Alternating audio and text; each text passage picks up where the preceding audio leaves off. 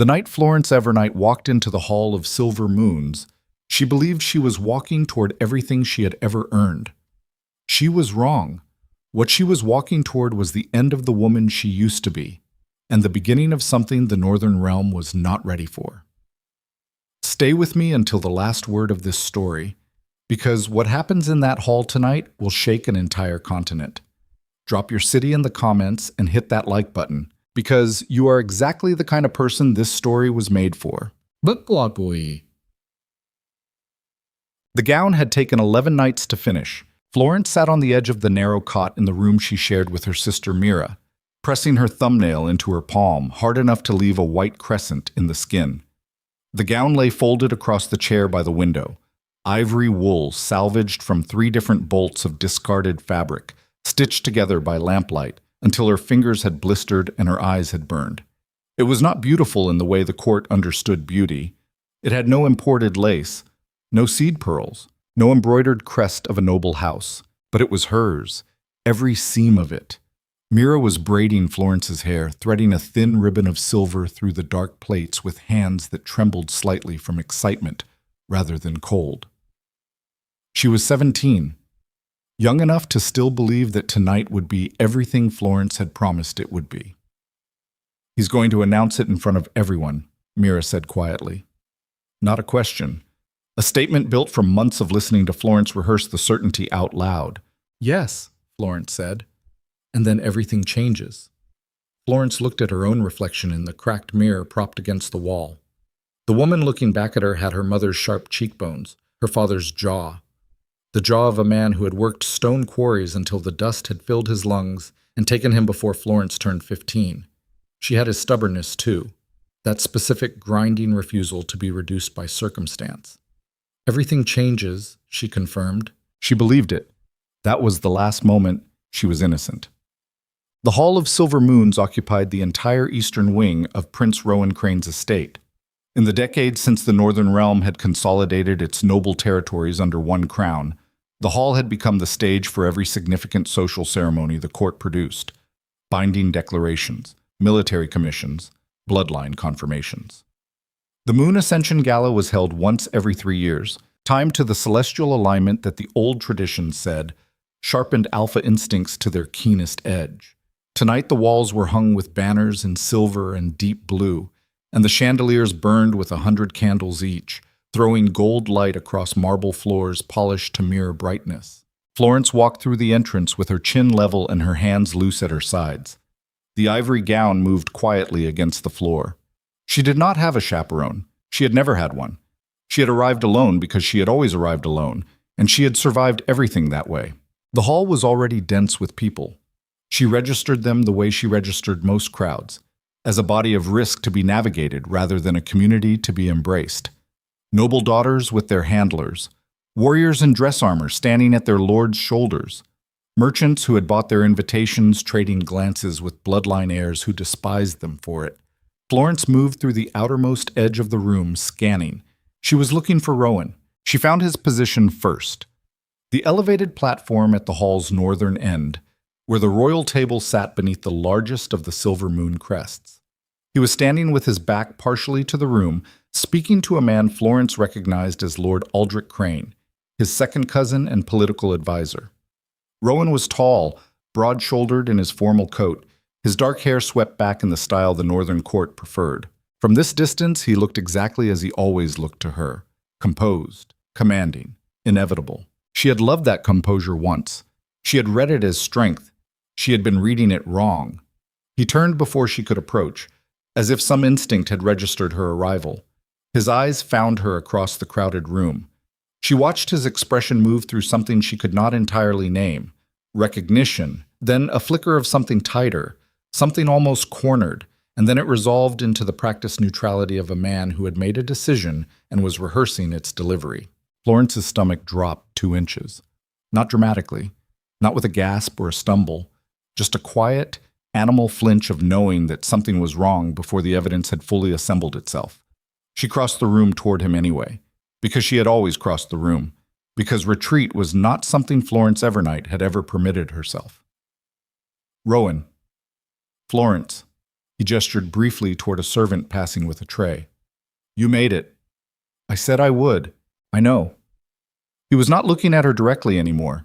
He was looking at the middle distance above her left shoulder, which was the technique men employed when they were managing someone rather than talking to them. You look well. You look like you have something to say, she told him. So say it.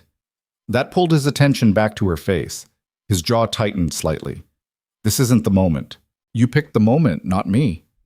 You asked me to come here tonight. You told me what tonight was for. Around them, the nearest guests had begun to notice. Not openly.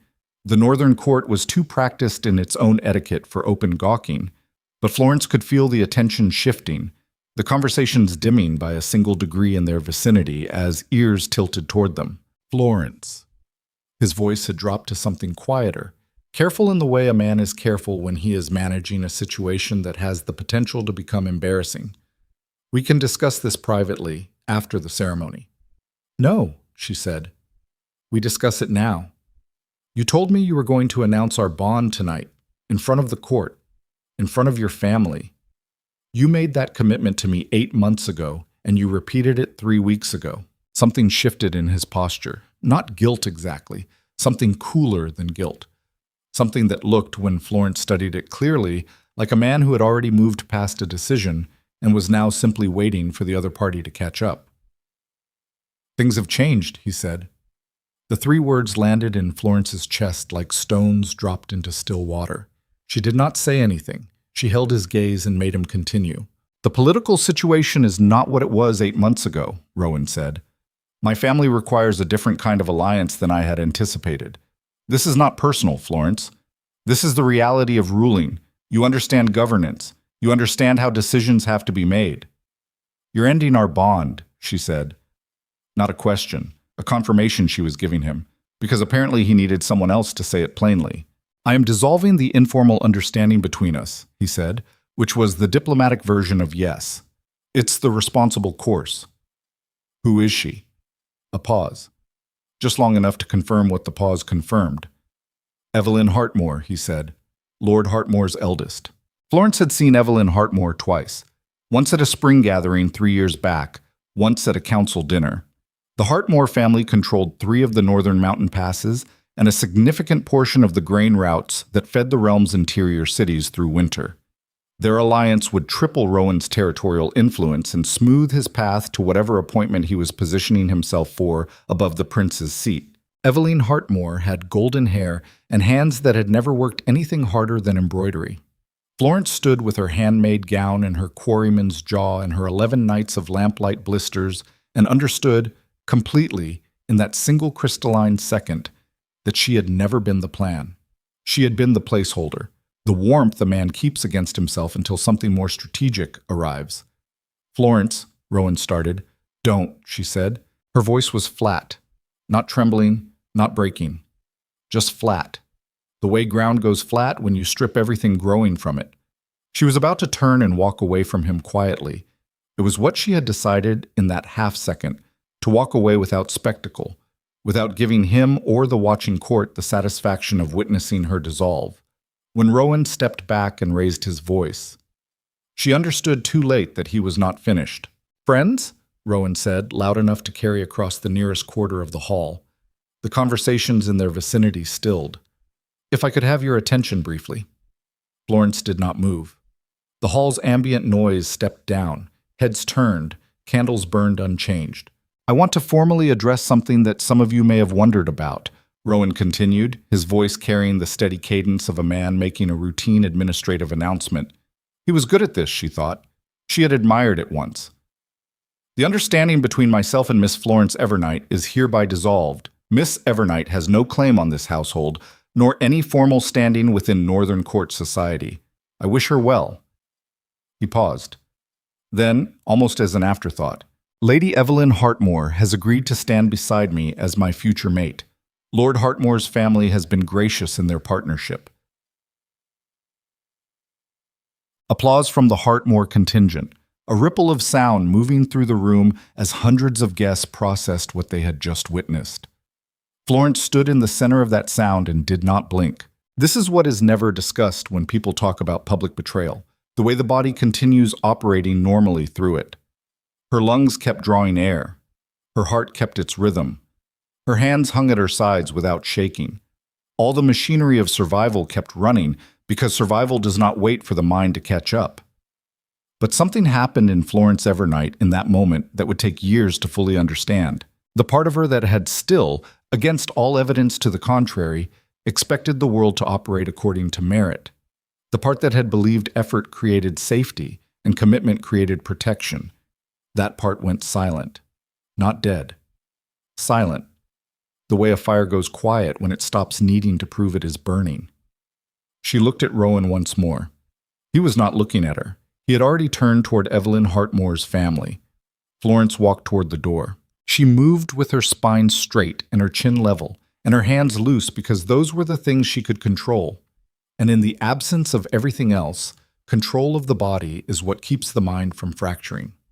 She had learned this at 15, standing at her father's graveside with Mira's small hand in hers, understanding that the world did not pause for grief and that dignity was not given to you but taken, deliberately, from the rubble of what you had lost. The guests parted as she walked.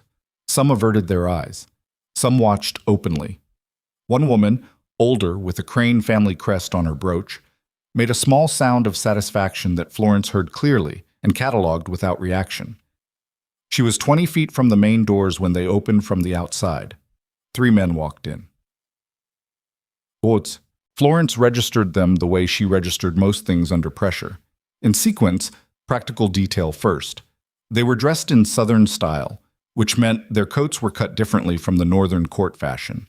Lower at the collar and closer through the body, with no decorative embroidery but extraordinarily fine cloth. Dark wool. Dark leather at the cuffs. Leather. Each of them wore something at the wrist that was not quite jewelry and not quite a weapon indicator. Hammered iron bands, narrow and plain, the kind of thing that signaled status in cultures where understatement functioned as dominance. The first man through the door was the tallest. He had the kind of build that read as controlled rather than simply large, wide through the shoulder and chest, but nothing wasted in it, the body of a man who had been tested physically and regularly. His hair was dark and cut short in the back, slightly longer across the brow, and he moved with a stillness that Florence had never seen in someone walking through a doorway. Most men announced themselves with their gait, the warrior stride, the aristocratic drift, the merchant hustle.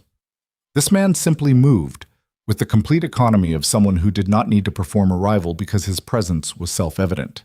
He was looking at her, not scanning the room, not assessing the gathering, looking at her specifically, with an expression that was difficult to categorize because it contained too many things simultaneously.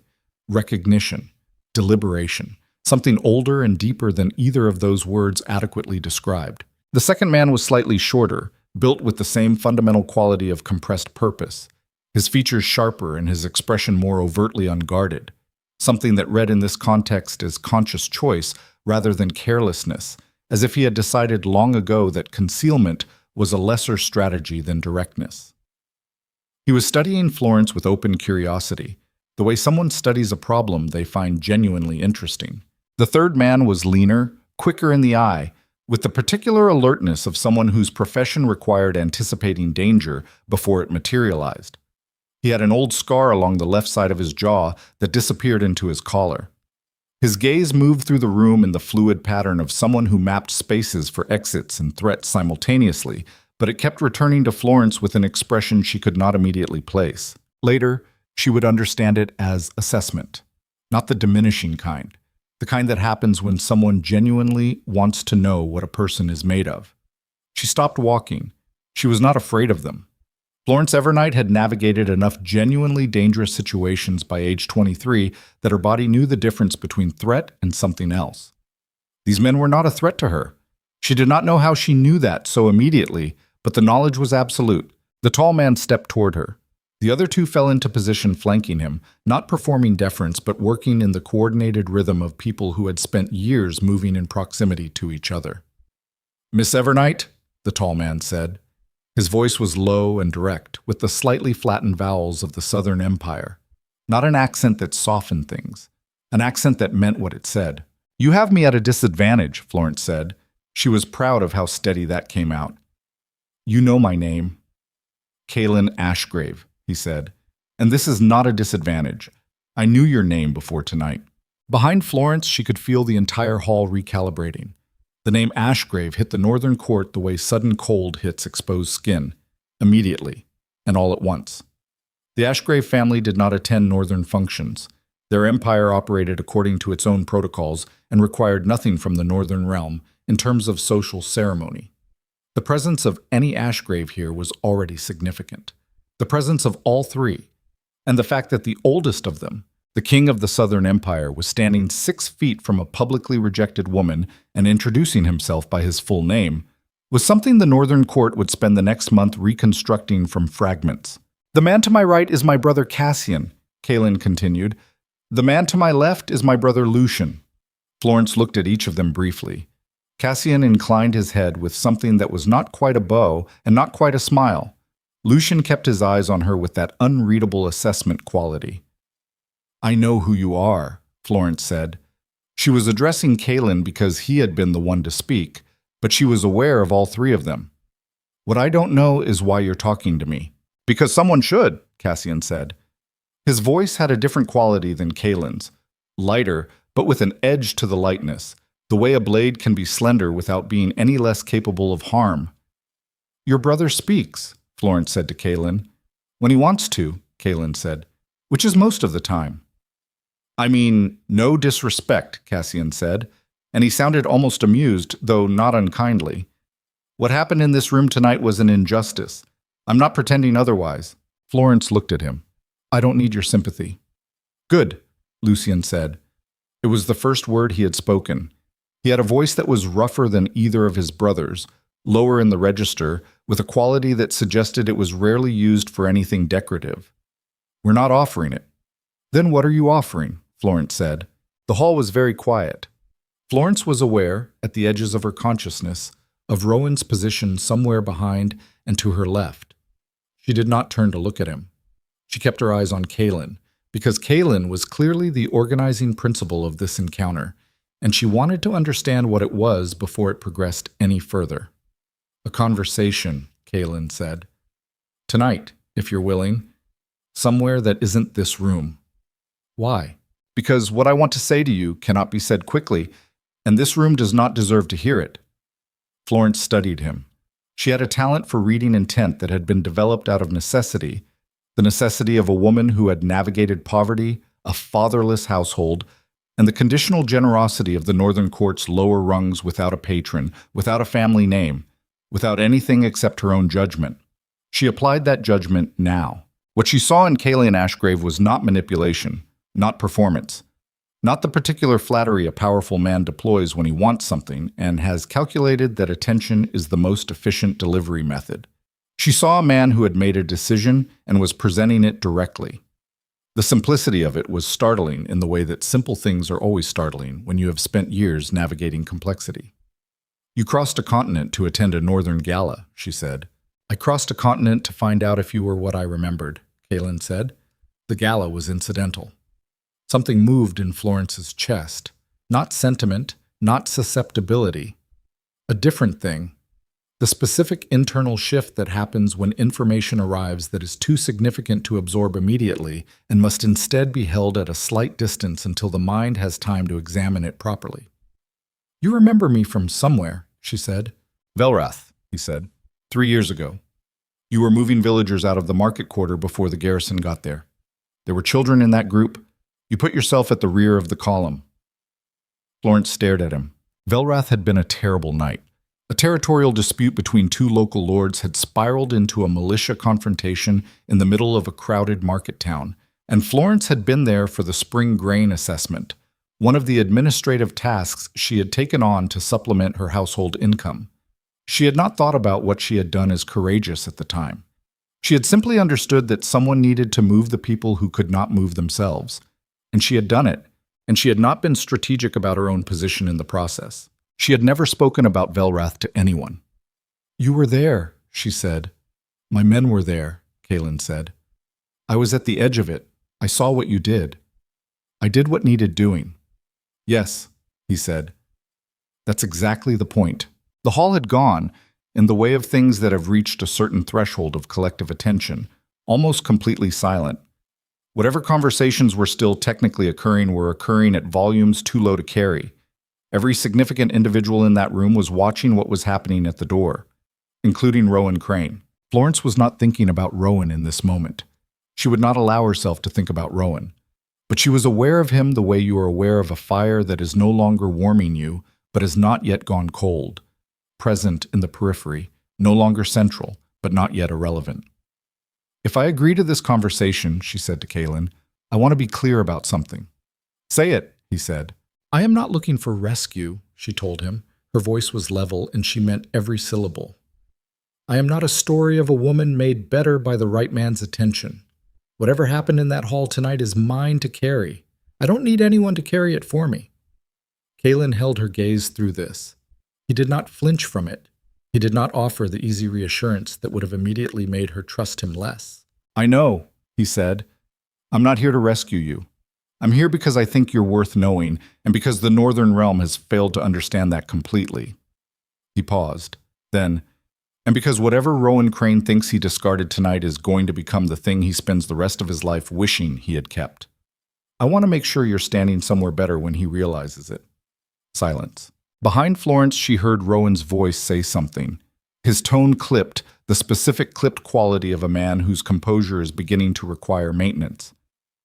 She did not turn. "One conversation," she said to Kaylin. "One conversation," he agreed. Cassian almost smiled. Lucien said nothing and watched the room. Florence moved a step forward, and at that moment she heard Rowan's voice again, louder now, pitched to Carrie. "Florence!"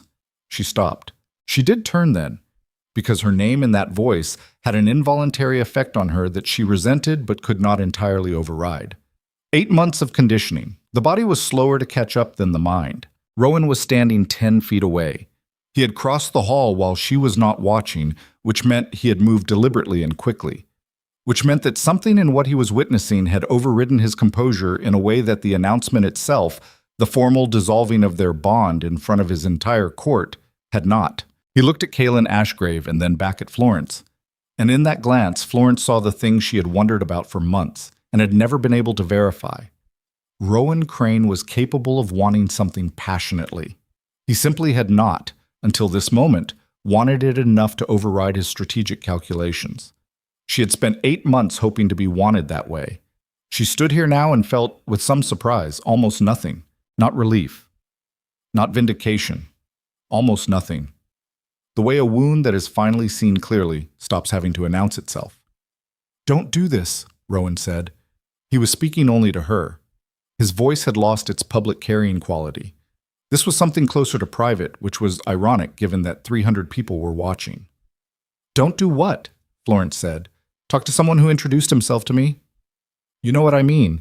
What I know," Florence said, "is that you made your decision publicly about 40 minutes ago. The decision stands.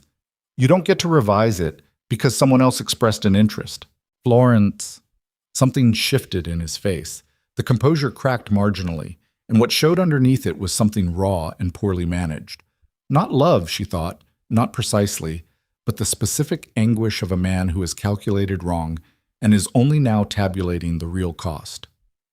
"Whatever Ashgrave wants from you is my business," she said. She turned back to Kaylin. "One conversation," she said again. "One conversation," he repeated. She walked through the doors with the 3 brothers of the Southern Empire, and the hall erupted behind her. They took her to an antechamber off the estate's east wing, a quieter space used for private meetings, with a fire burning in the grate and chairs arranged without ceremony around a low table. No servants, no advisors. The 4 of them in a room that suddenly felt neither small nor large, but exactly the right dimension for the quality of attention being paid inside it. Florence took the chair nearest the fire, not because she was cold, but because positioning mattered, and she wanted her back to a wall. Old habit, older than she could trace the origin of. Lucien positioned himself near the door without being asked. Cassian sat across the table from Florence with his elbows on his knees and the posture of a man who was genuinely interested and was not going to pretend otherwise. Kaylin stood for a moment near the window, then moved to the remaining chair and sat. The fire crackled. Outside, faintly, the sounds of the gala continuing. "You said you knew my name before tonight," Florence said to Kaylin. "How much did you know?" "Enough," he said. "The grain assessment work you took on after your father died. The dispute resolution in Calver where you represented 3 families simultaneously because none of them could afford separate counsel. Velrath." He paused. "Your sister's schooling, the tutors you engaged for her, what you traded to pay for them." Florence's jaw tightened. "You had someone looking into me." "Yes." "Why?" Kaylin looked at her steadily. "Because after Velrath, I wanted to understand what kind of person does what you did. And the more I learned, the more the question became, why hasn't anyone else recognized what I'm looking at?" "And what are you looking at?" Florence said. "Someone who has been surviving on the wrong scale," Kaylin said. "Someone whose capabilities have been contained by circumstances that have nothing to do with her actual capacity." Florence absorbed this. She did not accept it immediately. She had been given flattery before, and she knew its mechanics, but she held it and examined it and could not find the calculation in it. He was not softening her. He was describing something specific and documentable, which was a different thing entirely. "That's a diplomatic way of saying I've been poor and treated accordingly," she said. "It is," Kaylin agreed. "I'm being diplomatic because the less diplomatic version is angrier than this conversation currently needs." Cassian made a small sound that might have been a laugh in different company. "Why are you angry?" Florence asked Kaylin. "Because waste offends me," he said simply. "In resources. In people. I've spent 15 years governing an empire, and I have seen more talent dismissed because it didn't come with the right name or the right gold than I can account for. It is the most expensive mistake any ruling structure makes, and Rowan Crane's performance tonight was a masterclass in the form." Florence looked into the fire for a moment. "You're describing a political conviction." "I'm describing a personal one," he said. "The politics came from somewhere." Outside the antechamber, the sound of the gala shifted, a murmur traveling through the crowd, the distinctive acoustic quality of collective reaction moving through a large space. Florence registered it and set it aside. Whatever was happening in that hall was happening without her. "Your empire," she said to Kaylin. "Tell me about its governance structure." Cassian's eyebrows rose slightly. Kaylin's expression did not change, but something behind his eyes shifted in a way Florence could not quite name. Interest, she thought, genuine interest, uncurated. "Most women in your position would ask about what's being offered," Cassian said. Not unkindly, more as observation than judgment. "I'm not most women," Florence said. "No," Lucien said from near the door. He had not spoken since the hall. His voice in the smaller space was different, still rough, but quieter in a way that carried more rather than less weight. "You're not." Florence looked at him briefly, then back at Kaylin. "The Southern Empire," Kaylin began, and she listened. She listened for 40 minutes, asking questions that were specific and sometimes uncomfortable and never decorative. She asked about the provincial administration structure and how dissent was processed through it. She asked about the succession protocols for territories without direct bloodline heirs. She asked about the military allocation system and how civilian infrastructure costs were weighed against it in budget years when both were under-resourced. Kaylin answered everything. He did not simplify for her. He did not perform patience in the way men perform patience when they consider a question beneath the asker. He answered as if she was capable of receiving the complete information, which, Florence noted, filing this alongside everything else she was cataloging about this man, was simply accurate. At the end of the 40 minutes, Cassian refilled the cup at the edge of the table from the carafe the staff had left and said, with the bluntness of a man whose subtlety is a choice rather than an absence, "We didn't come here only to offer you information about imperial governance." "I know," Florence said. "You've known for a while," Lucien said. "Since the hall," she confirmed. Kaylin watched her. "Does it alarm you?" Florence considered this honestly. She had been raised in a world where her value was instrumental, her labor, her management of the household, her usefulness to Rowan's social positioning before she was discarded from even that. She had understood that world and operated within it with competence. The idea of being desired, just not instrumentally, not as a function, but as a person whose existence was considered worth reorganizing an evening's agenda for, was something she did not have a ready framework for. It did not alarm her. It destabilized her in a way that she chose to treat as information rather than vulnerability. "No," she said, "but I want to understand what you're actually asking." "Time," Kaylin said.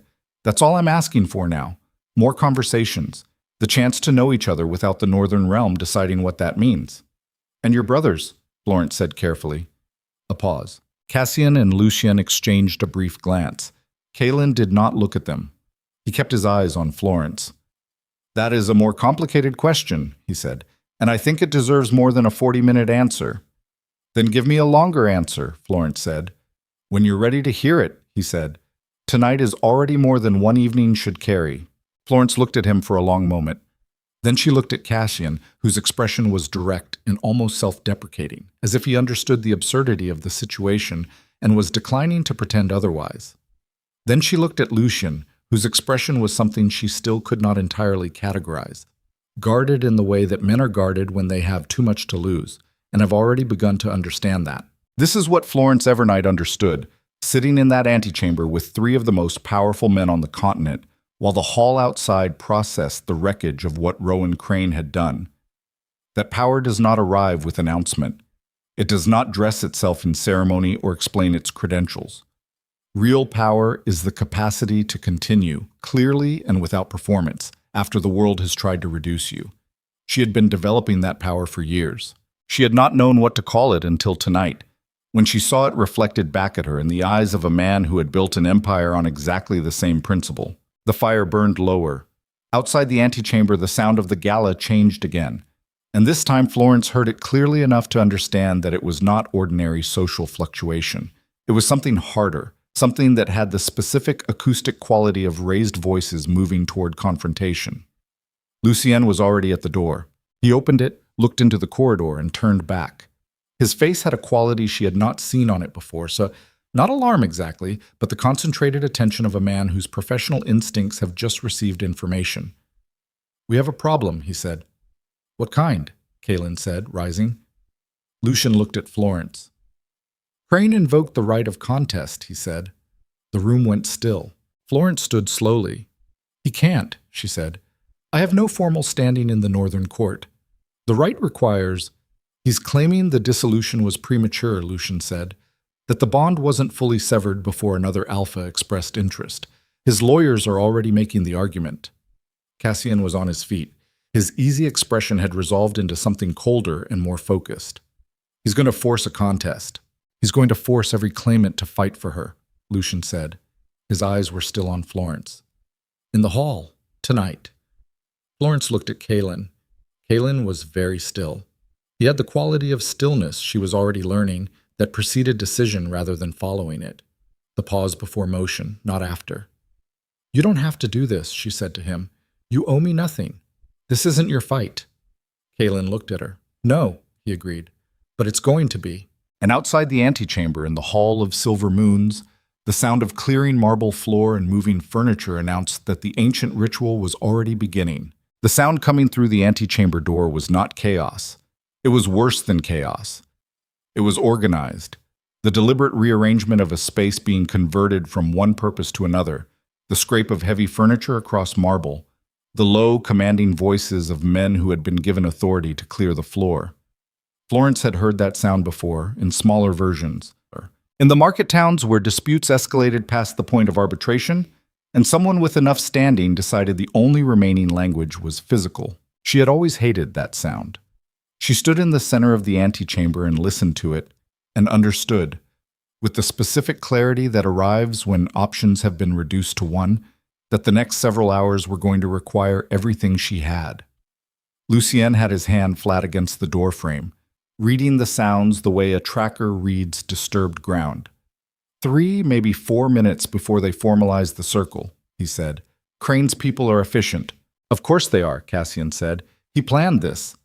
Florence looked at him. "You think he came into this evening knowing he'd invoke the right?" "I think a man who dissolves a bond publicly, at a formal gathering, in front of 3 visiting foreign dignitaries, at a Moon Ascension ceremony where ancient law has active jurisdiction," Cassian paused. I think that man had a contingency. The logic of it assembled itself in Florence's mind with unpleasant speed. Rowan had not simply rejected her. He had done it in the one setting where rejection could immediately generate a structured legal response. If another alpha expressed interest in a woman within the ritual period of a formal bond dissolution, ancient alpha law permitted the original claimant to invoke contest, and contest, under that law, was binding. It could not be refused by the participants. It could only be concluded. He didn't expect you to be here, Florence said to Kaelin. No, Kaelin agreed. He expected to dissolve the bond, take his Heartmore alliance, and close the evening without complication. We were the variable he didn't account for. So now he's reframing the dissolution as premature, Florence said, claiming the bond wasn't fully severed. And under Northern Alpha law, if the argument holds, every man who expressed interest in you tonight becomes a valid claimant subject to contest. Kaelin's voice was even. Not calm exactly. Beneath the evenness, there was something with pressure behind it, something that had not yet decided which direction it was going to move. The right forces resolution. One winner, one outcome. Florence breathed in slowly. And if none of you contest, then Crane wins by default, Lucian said, and the law recognizes the bond is reestablished. The silence after that was the kind that lands hard. That doesn't concern you. He looked at her. It concerns me. It doesn't stop me. Why? The question was direct, and she meant it to be. She had no interest in being the woman for whom a king made incomprehensible sacrifices. She wanted to understand the actual calculation, because understanding it was the only way to know whether it was real.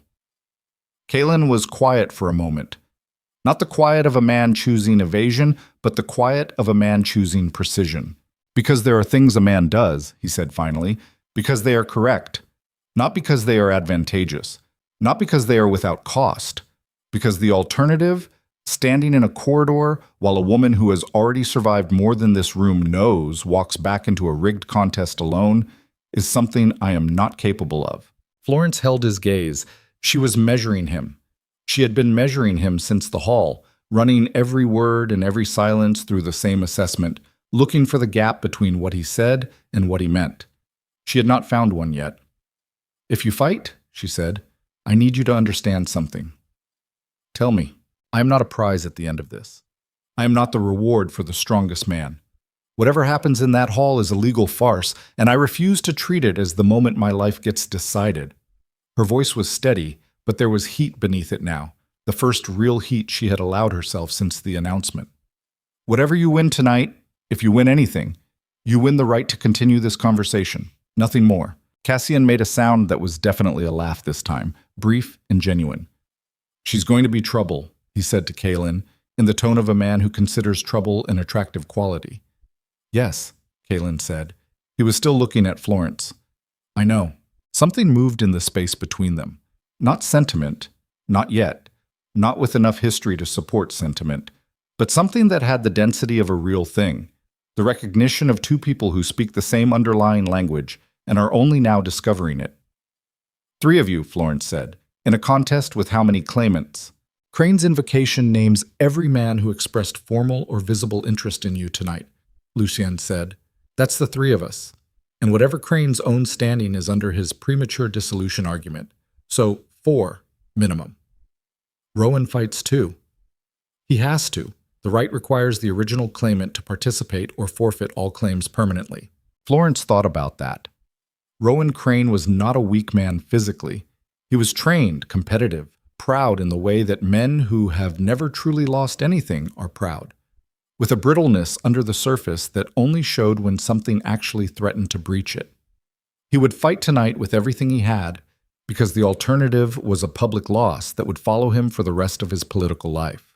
And he would be fighting, ultimately, against men who had spent their lives building empires in contested territory. Go, she said to Kaelin. He nodded once. The economy of the gesture was characteristic. She was already beginning to understand his physical language, the way significant things arrived in small packages with him. Cassian rose from his chair with the fluid ease of a man whose body was entirely familiar with what it was about to be required to do. He looked at Florence as he passed and said, without any performance, for what it's worth, we'd have come to that gala regardless. Kaelin was going to find a reason. Florence looked at Kaylin. Kaylin said nothing, which, she was learning, was its own kind of answer. Lucien held the door. The three brothers passed through it, back into the corridor, back toward the sound of marble being prepared for blood. Florence stood alone in the antechamber for exactly 4 seconds. Then she followed. The hall had been transformed with the ruthless efficiency of people who had done this before. The long tables had been pushed to the walls. The guests had retreated to the room's perimeter, not from fear, Florence thought, but from the specific social positioning that high-stakes spectacle produced in court environments. Everyone wanted to see. Everyone wanted to be seen seeing. The chandelier light was unchanged, but it fell differently now, across open floor rather than crowded tables, and the shadows it cast were longer. Florence positioned herself at the northern edge of the cleared space, near one of the structural columns, with a sightline to the entire floor. She was aware of the other women present. The Hartmore daughter, pale and rigid near her father's shoulder. The Crane family women clustered together with expressions that ranged from avid to distressed. Various noble daughters who had come for a gala and were now processing the considerable cognitive distance between that expectation and this reality. None of them looked at Florence directly, which was, in its way, more telling than if they had. At the center of the floor, a northern court official, older man, gray-robed, with the specific expression of someone performing a distasteful duty with professional thoroughness, read the formal invocation of the right of contest from a bound document. The language was archaic, deliberately so, the kind of legal Latin that had been preserved not because it communicated better, but because its obscurity made it harder to challenge. Florence listened and tracked the relevant elements. The claimants were named Rowan Crane, by right of original bond and disputed dissolution. Kaylin Ashgrave, by right of expressed interest within the ritual period. Cassian Ashgrave. Lucien Ashgrave. The rules were brief because ancient law was always brief about violence. The right proceeded by elimination. Each claimant competed until one remained. The last standing man was recognized as the primary claimant by Northern Alpha law. The woman, Florence heard the word and felt her jaw tighten, had the right of final acceptance or refusal. At least the law had that. The 4 men took positions on the cleared floor. Florence looked at Rowan. He was in his formal coat still, which he had not bothered to remove, and he was looking at her with an expression that had lost its public composure entirely. What was underneath it was raw and complicated and too late. His jaw was set. His hands, she noticed, were not entirely steady. He had built this trap, and he was now standing inside it, and some part of him was only beginning to understand what it meant to invoke ancient law against men who had been forged by something much older and harder than Northern Court society. Lucien moved first. He did not wait for ceremony. He had assessed the situation during the 4 minutes of corridor time, Florence understood, and had made a decision about sequence and efficiency, and now he simply acted on it. He crossed the floor toward Rowan with the particular directness of a man whose profession had trained all hesitation out of him, and Rowan barely had time to shift his footing before Lucien was inside his reach. What followed was not a performance. The Northern Court had expected something with more theater to it. The circling, the verbal exchange, the escalating displays that alpha contests produced in romantic imagination. Lucien did not provide any of that. He fought the way men fight when they are not trying to demonstrate anything, only to conclude something. Rowan was good. Florence had always known he was good. He landed 2 solid blows that would have ended encounters with lesser opponents.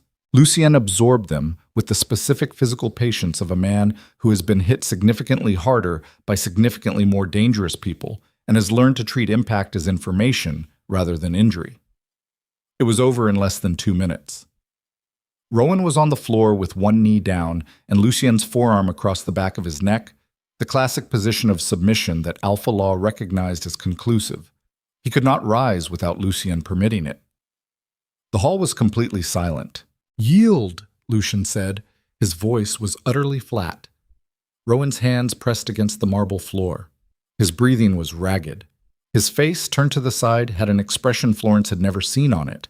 Not pain exactly, though there was pain in it, but the specific devastation of a man confronting evidence that his self-assessment was wrong. This is what certainty costs when it is built on sand. Rowan Crane had spent years believing himself to be a particular kind of man. Strategic, dominant, capable of navigating any situation from a position of control. He had constructed an evening to reclaim something he had thrown away, using the architecture of ancient law as his instrument. And inside 3 minutes he had been removed from that contest by the quietest of the 3 men he had invoked it against. "Yield," Lucian said again. "Yielded," Rowan said through his teeth. The official marked it. Rowan was helped to the perimeter by 2 of his own men. He stood there with blood on his cheek from the marble and did not look at Florence again. Florence watched him and felt again the thing that was not quite vindication and not quite grief, but lived somewhere in the same territory as both. And so Cassian and Lucian faced each other across the cleared floor, and this was a different thing entirely. The hall felt it immediately. The shift in register that happens when spectacle becomes something more serious than spectacle. These 2 men knew each other in the complete way that brothers who have trained and fought and governed together know each other. Every habit, every tell, every preferred angle and practiced combination. Cassian knew that Lucian led with his left when closing fast. Lucian knew that Cassian used humor as a misdirection in the 2 seconds before he moved. There was no humor now. "You don't have to," Cassian said quietly, across the space between them. "Neither do you," Lucian said. "I know." Cassian shifted his weight. "I just want to say it. Before." "I know you do." Lucian's expression had something in it that Florence, from the periphery, could not fully read, something older than the moment, something that had been carried for a long time. "You always want to say things before." "And you never do." "No," Lucian agreed. "I don't." They looked at each other for another moment. 2 men who had spent their entire lives in proximity to each other, who had made every significant decision in the context of each other's presence, who were now required by the law of their own culture to resolve an irresolvable thing through the only language that language recognized. And then they moved. This fight was longer. This fight had more in it, more knowledge, more damage, more of the specific quality that comes when 2 people who understand each other completely cannot simply overpower each other and must instead find the singular point where one of them is more willing to continue than the other. They moved across the floor in long exchanges, neither gaining decisive ground for extended stretches. Cassian's reach was longer. Lucian's economy of motion was more refined. They traded those advantages back and forth in a pattern that had the strange aesthetic quality of people who have been choreographed together, except the choreography was being written in real time and the cost of it was completely real. Florence watched and did not allow herself to look away. This was something she owed them, her full attention to what they were paying for. Whether or not the right was legitimate, whether or not the contest was her choice, these 2 men were in it, and they were in it because of her, and the least she could do was witness it clearly. There is a kind of grief in watching something necessary that is also wrong. Florence had felt it before. At her father's graveside, the necessity of continuing past a thing that should not have been necessary at all. She felt a version of it now, watching 2 brothers bleed on northern marble for a ritual that had been invoked by a man's wounded pride. Lucian won. It was not a clean conclusion. Cassian had him in a difficult position twice and could have forced a different outcome in either moment. Florence saw clearly that he chose not to. Not from weakness, nothing in Cassian Ashgrave's body or bearing suggested weakness, but from something else. Something that looked, from where Florence stood, like a decision about what mattered more. He went down to one knee with Lucian's grip across his shoulder and said, without theater, "Lucien, done." Lucien released him immediately. He put a hand on Cassian's shoulder for 2 seconds, a different kind of grip, and Cassian pressed his palm over Lucien's briefly before rising. The official marked it. Cassian moved to the perimeter. He caught Florence's eye as he passed, and his expression was complicated. Not defeat, something more intricate than defeat, something that had made a calculation and was choosing not to argue with the result. She looked at him for a moment, then she looked at Kalen. Kalen had not moved since the contest began. He had stood at his position on the floor with a stillness that Florence had now spent enough time around to understand was not detachment. It was the concentrated quality of a man who is processing everything and deciding nothing prematurely. While his brothers fought, he had watched. Not the fights, or not only the fights. He had watched Florence. She was aware of it. She had been aware of it the whole time. Now it was just the 2 of them on the floor, him and Lucien. and the hall held a quality of attention that felt physically present. 300 people in a room with no ambient sound. Even the candles seemed to be burning more carefully. Lucien walked to the center of the floor. He was breathing hard, his coat darkened with sweat across the shoulders, a cut above his right eye that was trailing blood in a thin line down his cheekbone.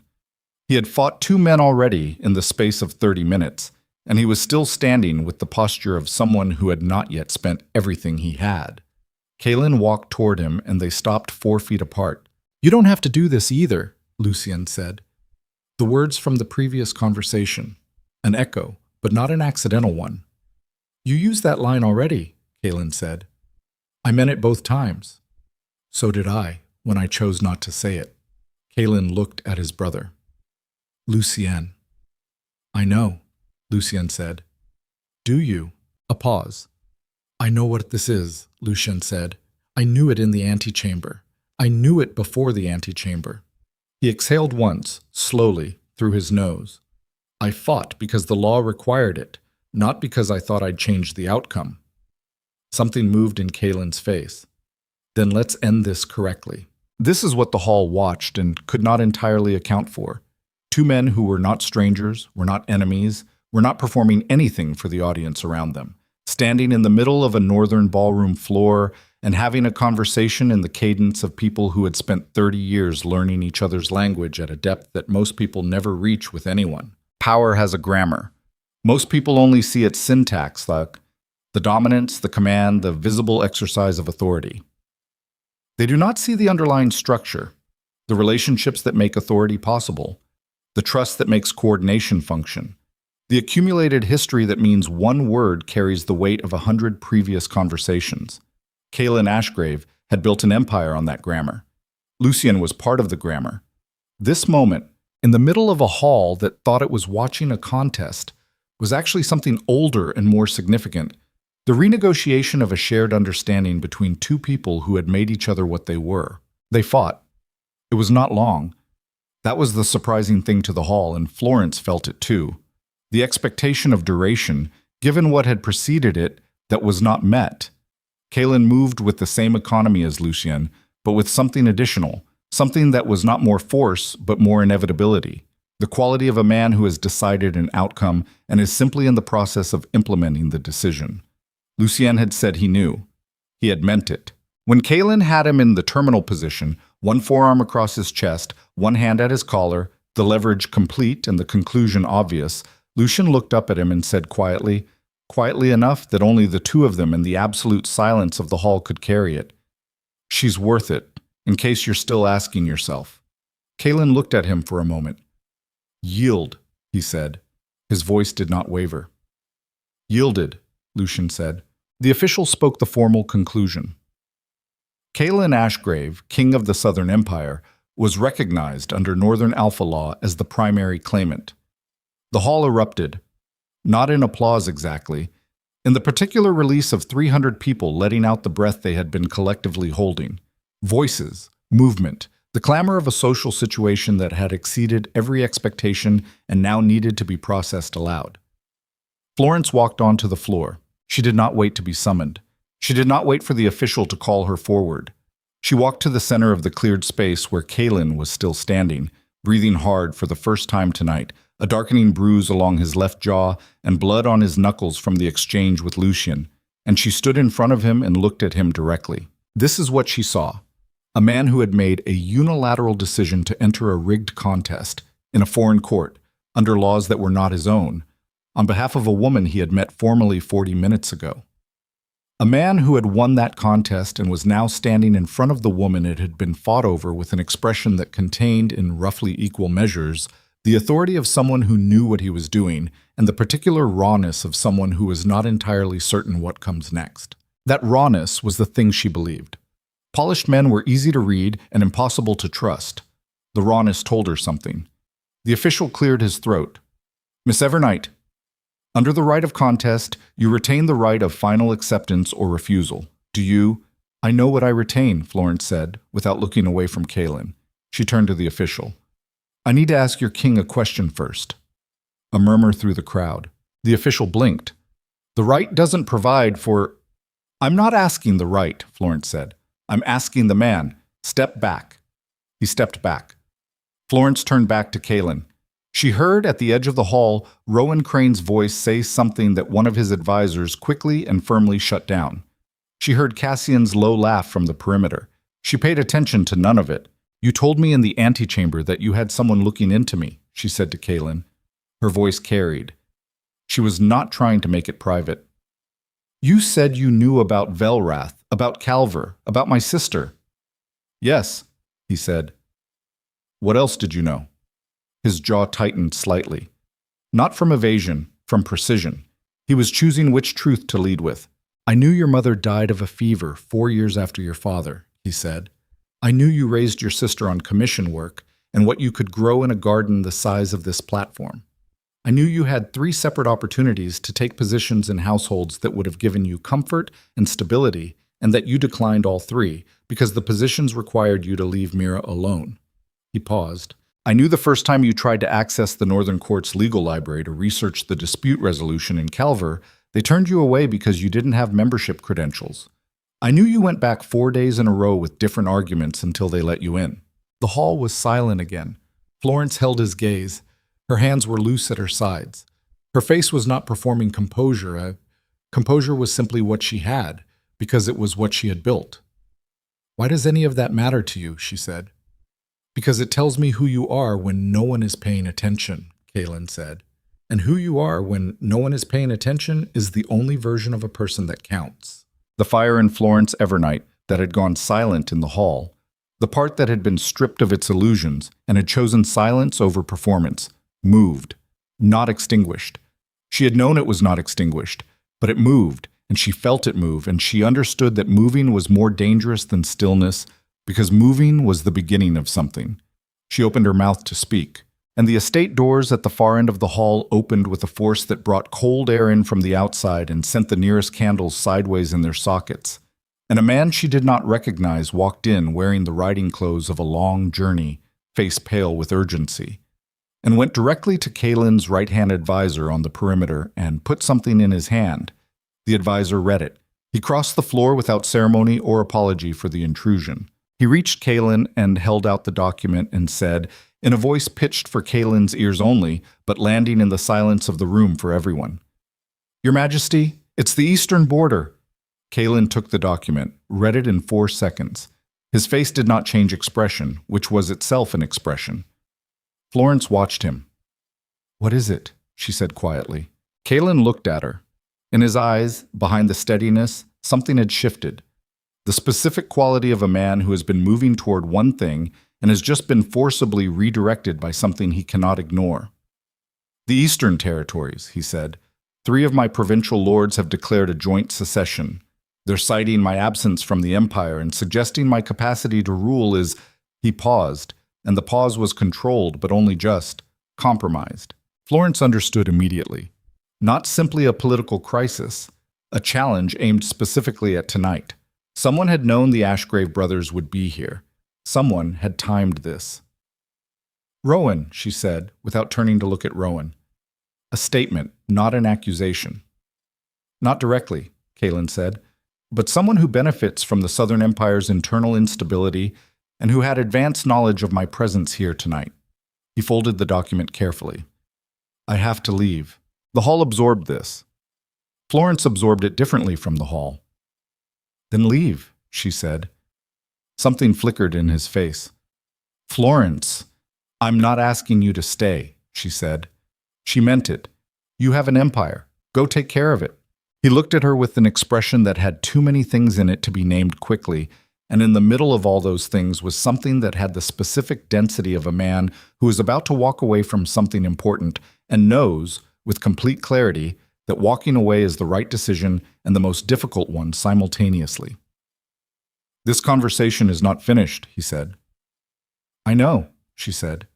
He held her gaze for 3 more seconds. Then he turned to Lucien, Sen, and Cassian with a single word each.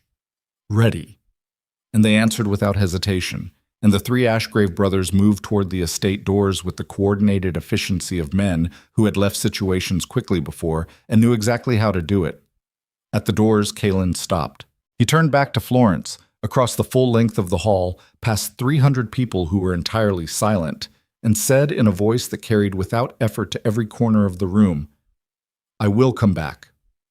Not a promise made to reassure her, a statement of fact delivered to the room. Florence held his gaze from across the distance. She did not say anything. She did not nod or smile or perform anything. She held his gaze, and she let him see that she had heard him, and that she was going to hold him to it. The doors closed behind him, the hall erupted, and in the silence underneath the noise, the silence inside Florence Evernight, where things were being reorganized with the systematic efficiency of a woman who had always been better at surviving than she had been given credit for. She heard footsteps approaching from her left. She knew before she turned. Rowan. He stopped 3 feet away.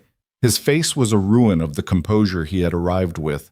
The cut on his cheek from the marble, the set jaw, the eyes of a man who has watched the evening spiral comprehensively beyond his control and has not yet decided whether to acknowledge that or attempt one final revision.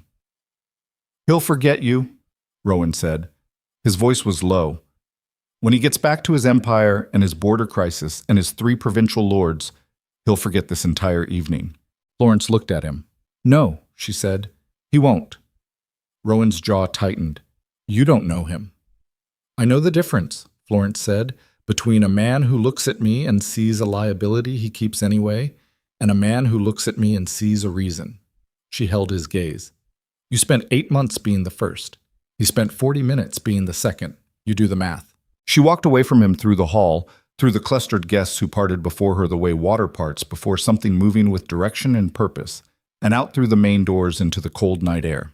She stood on the estate steps with her handmade ivory gown and her quarryman's jaw and everything she had always been, and she breathed in the cold, and she thought about an empire on fire at its eastern border, and a king riding hard through the night toward it, who had turned at the door and made a statement of fact to a room full of people who had not believed, until tonight, that Florence Evernight was worth making any statement about. She was still standing there when she heard hoofbeats on the estate road, and then, cutting through the dark in the opposite direction from the departing Ashgrave party, the sound of a second group of riders arriving fast.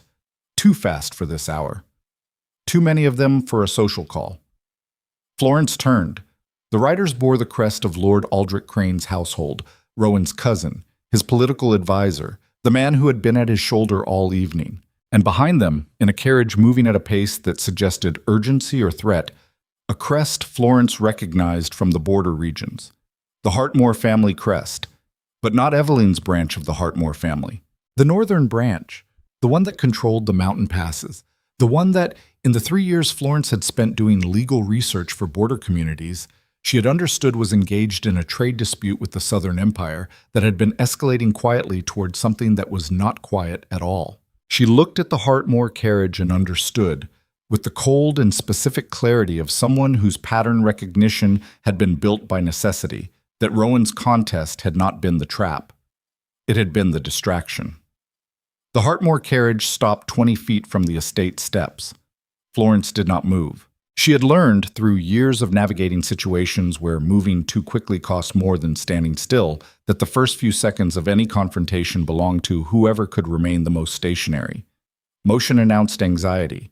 Stillness announced that you had already decided something. She had not decided anything yet, but she was not going to let them know that. The carriage door opened and a man stepped out who was not from Evelyn Hartmore's branch of the family. Florence had studied the Northern Hartmore lineage in the context of 3 separate border community cases, and she recognized Lord Carveth Hartmore from the description she had assembled. Older than his southern cousins, heavier through the body, with the specific physical quality of men who had spent decades at altitude in cold terrain.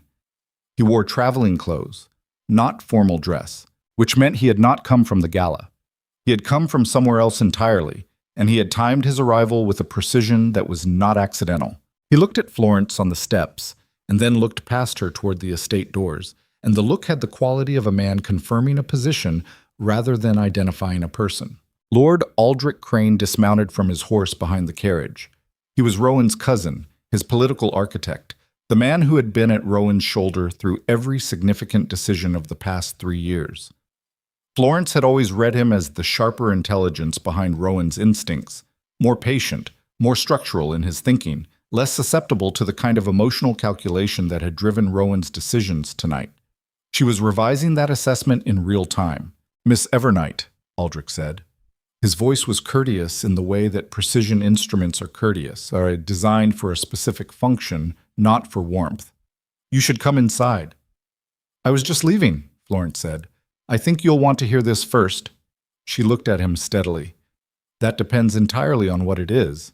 Carveth Hartmore had come up beside Aldrich now, and he was looking at Florence with an expression she could not immediately categorize.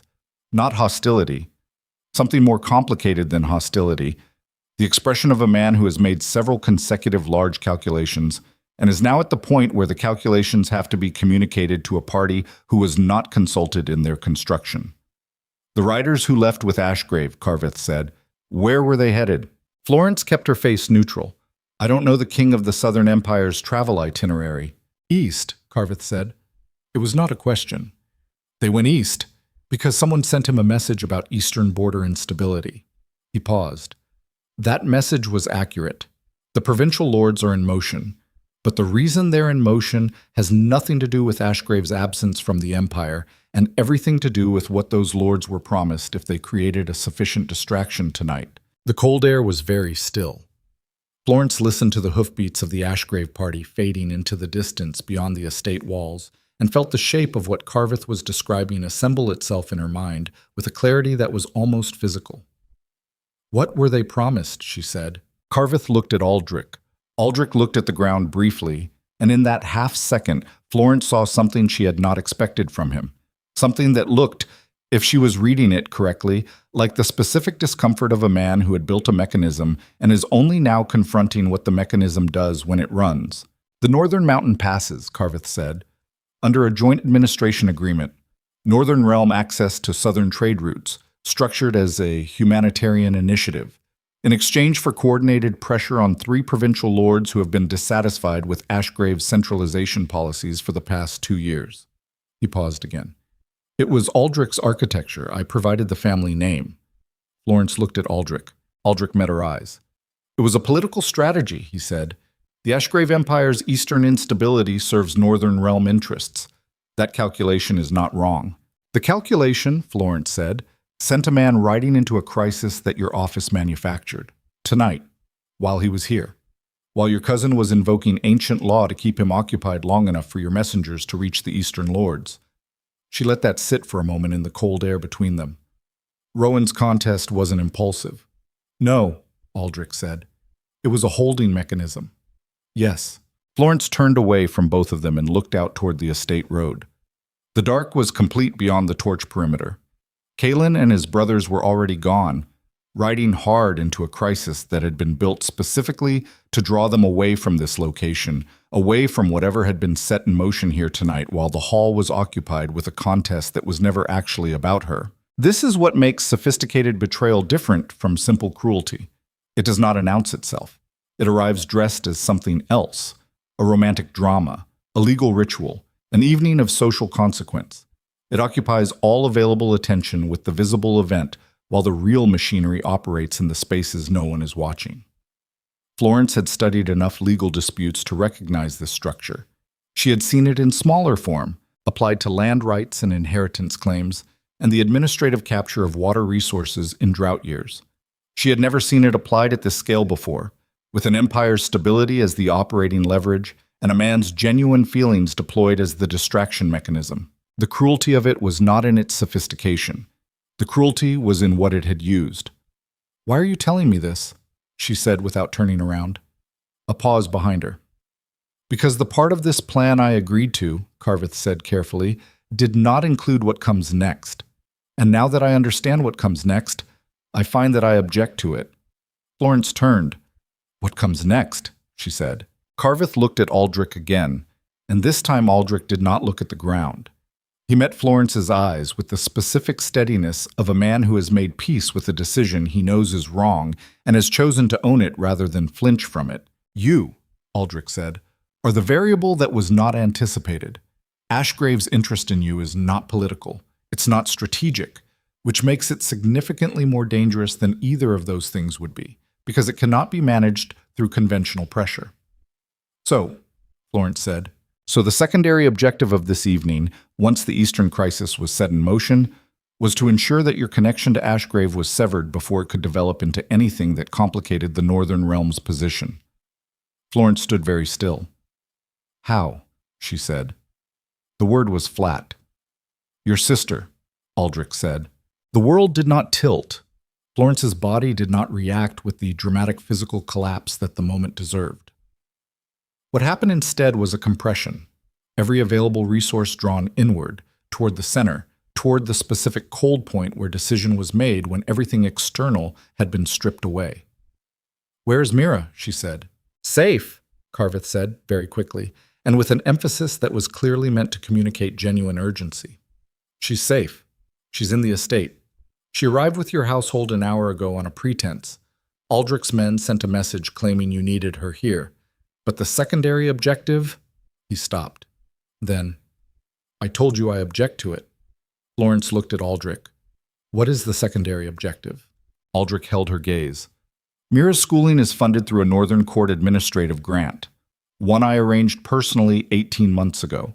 The grant can be revoked at any time through my office, and her current placement, the Academy in Verath, has a conditional enrollment policy. Revocation of funding triggers immediate review." Florence understood. She understood completely, in the specific total way that you understand a thing when it has been designed specifically to be understood by you, when the mechanism has been built around the exact shape of your particular vulnerability. They were not threatening to hurt Mira. They were threatening to dismantle the single most important thing Florence had spent 3 years building for her. The education, the future, the alternative to the life Florence herself had been forced to live. It was cleaner than physical threat and significantly more durable. Physical threats could be survived and overcome. The loss of Mira's educational future was a wound that would compound over years quietly, and all the doors that stayed closed because the credential was never completed. "What do you want?" Florence said. "A letter," Aldrich said. "To Ashgrave. Your handwriting, your words, telling him that tonight was a misunderstanding, that you're grateful for his intervention, but you have no interest in pursuing any further contact, that the Northern Realm is your home and you intend to remain in it." He paused. He respects directness. He'll believe it coming from you. The cold settled into Florence's bones. This is what power does when it has decided to be unambiguous. It stops performing. It stops wrapping its demands in courtesy or process or the fiction of mutual benefit. It simply shows you the mechanism and explains which way the lever moves. There's something almost clarifying about it. The mask coming off is, in its way, more honest than everything that preceded it. Florence looked at Aldrich Crane and felt something she had not expected. She felt the last remnant of the self that had walked into this estate believing in the possibility of being treated as a person dissolve completely and finally. Not with grief, with the specific cold relief of a woman who has spent years managing a wound that has finally been fully cleaned. It hurts worse during the cleaning than before, but after is different. "I want to see Mira," she said. "Florence, I want to see my sister," she said again, and her voice had a quality in it that was new even to herself, something that lived below anger and below grief and below the language of feelings entirely. Something foundational. "Before I write anything or agree to anything, I'm going to see that she is physically unharmed. That is not a negotiation. That is the minimum condition under which I continue this conversation." Aldrich and Carveth exchanged a look. Aldrich nodded. Mira was in a small sitting room on the estate's second floor, attended by a servant who left immediately when Florence walked in. She was sitting with her hands folded in her lap and her back straight in the way Florence had taught her. Always the back, always the posture, because they would take everything else from you, but they could not take the spine you chose to inhabit. She stood when she saw Florence. She did not speak immediately. Florence crossed the room and put her hands on Mira's face. Both of them, cupped at her jaw, the specific physical assessment of a person checking for damage before anything else. Mira's skin was cold from the night air, but uninjured. Her eyes were clear, frightened, but clear. "I'm all right," Mira said. "I know," Florence said. She released her face and stepped back. "How did they get you here?" "A letter. It said you needed me, that there'd been some trouble at the gala. I came with Thomas. the household boy. And then someone took Thomas to the kitchens and brought me up here. She paused. Florence, what's happening? Florence looked at her sister. 17 years old, studying mathematics and law at the Verith Academy on a grant that Aldrich Crane could revoke by signing a document.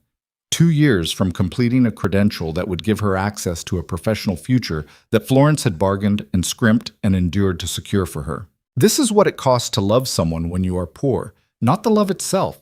Love is free. It requires nothing. It is the one resource that poverty cannot fully reach. What it costs is the specific vulnerability created by the people who depend on you. Because every person you love becomes a lever. Every future you have built for someone else becomes a mechanism someone with more power can put their hand on. Florence had understood this abstractly for years. She understood it concretely now, standing in this room, and the distance between abstract and concrete understanding was the distance between knowing a thing and being changed by it. I need you to trust me, Florence said to Mira. I always trust you. No, I need you to trust me in a specific way, right now, which means accepting that I'm going to tell you very little about what's happening and ask you to stay in this room and be calm, and you're going to do that without asking me to explain. Mira looked at her steadily. She had their father's jaw, too. Are you in danger? Not the kind you're thinking of. That's not an answer. It's the most honest one I have right now. Florence put her hand briefly on Mira's shoulder. Stay here. Don't speak to anyone who isn't me. Don't sign anything, agree to anything, or go anywhere. Can you do that? Mira searched her face for a long moment. Yes. Florence turned to go. The man they were talking about downstairs, Mira said behind her. The one from the south. Florence stopped. The servants were talking, Mira said. They said he fought for you in the hall. A pause. Is he the reason for all of this? Florence stood at the door. She was looking at the wood grain of it, the specific, unremarkable texture of a surface that was simply present and asked nothing. Partly, she said. Is he worth it? Florence thought about Kaelin Ashgrave standing at the door of the hall in traveling clothes, turning back to say across 300 people and the full length of a ballroom floor that he would come back. The statement of fact, the complete absence of performance in it. I don't know yet, she said honestly. But that's the first question I've been allowed to ask in a very long time. She went back downstairs. Aldrich was waiting in the corridor outside the sitting room. Carveth had positioned himself near the window at the end of the hall with the expression of a man who has decided to be present, but not central. Florence stopped in front of Aldrich. Give me the paper, she said. Aldrich produced it from his coat, already prepared, already waiting. The certainty of that. The confidence of a man who had walked into this evening knowing what he was going to need and in what order hit Florence with a cold that was beyond temperature. She took the paper. She looked at it. The sheet was blank. He had prepared the surface but left the content to her, which was either respect for her voice or confidence that the mechanism he had constructed would produce the required words regardless of her preferences. She suspected both. She looked at the pen he offered. She took it. She stood for a long moment in the corridor of Rowan Crane's estate, with a blank sheet of paper and a pen and the full weight of what she was being asked to do bearing down on her from a height that should have been crushing, and she felt something she had not felt in a very long time. Clarity. Not the false clarity of someone who has stopped feeling things. The real kind. The specific, sharp focus that arrives when everything peripheral has been stripped away and all that remains is the essential question.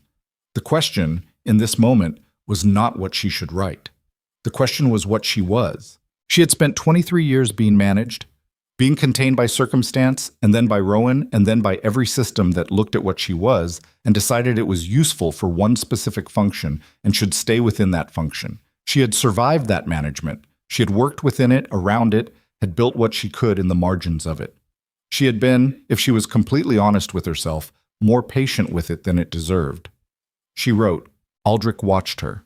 His expression was careful, attentive, the expression of a man reading the quality of a production as it happens rather than waiting for the finished result. Florence wrote one sentence. She handed the paper back to Aldrich. He looked at it. His expression moved through several stages in rapid sequence. Confusion, then recognition, then something that resolved into a very cold stillness. The sentence she had written was not a letter to Kaelin Ashgrave. It was a legal notice of grievance, structured under the Northern Realms Administrative Code, the same code she had spent 3 years learning inside out for the border community cases, against Lord Aldrich Crane's office for coercive interference with a civilian's protected household interests. It named Mira by her full legal name as a protected dependent under the Household Protection Statute that had been passed 12 years ago and was rarely invoked because most people did not know it existed. The grant revocation mechanism Aldrich had described was specifically prohibited under that statute when used as coercive leverage. Florence had not known this before tonight. She had known it for approximately 8 minutes, which was how long she had spent with Mira in the sitting room, not simply reassuring her, but doing in her head what she had trained herself to do in any room that gave her enough silence.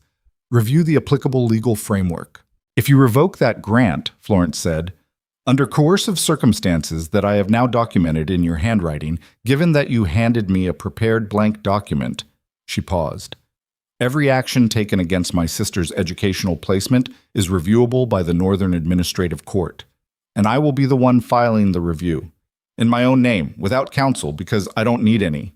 Aldrich held the paper. His face was the face of a man who has constructed a precise mechanism and has just discovered that the material he built it from has a different tensile strength than he calculated for. You can't file that, he said. His voice was still controlled, but only through significant work. You have no standing in the Northern Court, no credentials, no household name.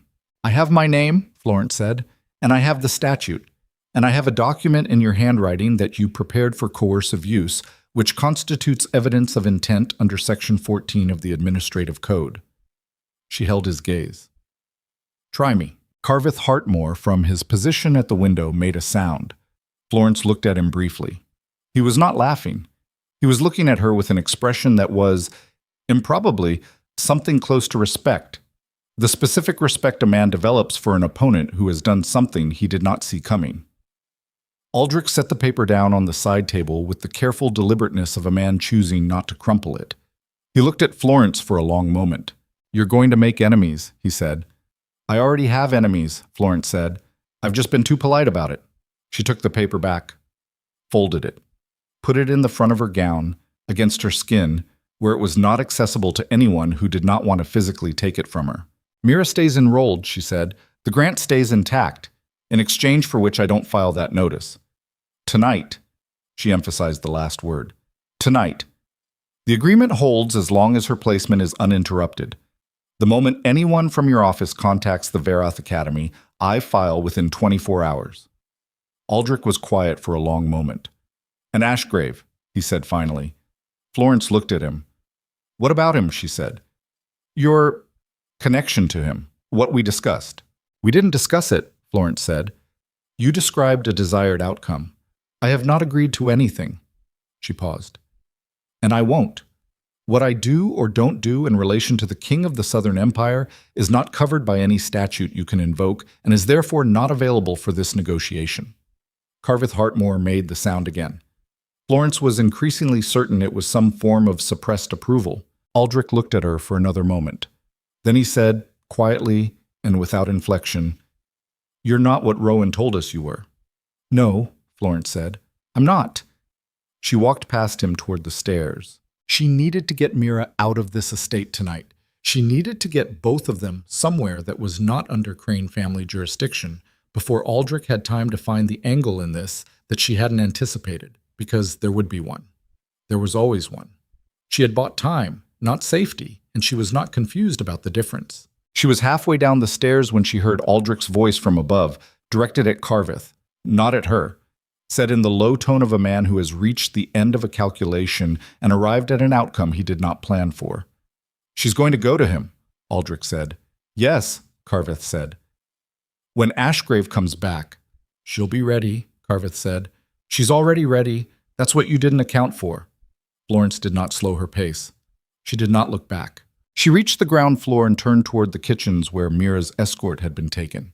And she was thinking, already thinking, with the specific systematic focus that took over when emotion would cost too much, about the Eastern border crisis and what it meant, about the 3 provincial lords and what they had been promised and by whom, about the fact that Kaelin Ashgrave was riding toward a manufactured crisis, while the man who manufactured it was standing in a corridor above her head.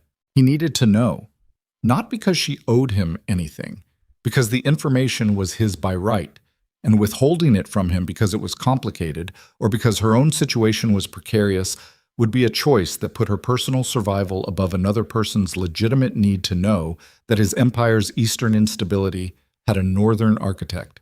She had never made that choice before. She was not going to start now. Thomas, the household boy, was in the kitchen with a cup of something hot and the frightened expression of a 17-year-old who had been moved around an estate by strangers all evening. He rose when Florence walked in. "We're leaving," she told him. "Get your coat." She went upstairs for Mira. Mira was still sitting with her hands folded and her back straight. "We're leaving," Florence told her. Mira rose without a single question, which was love in its most efficient form.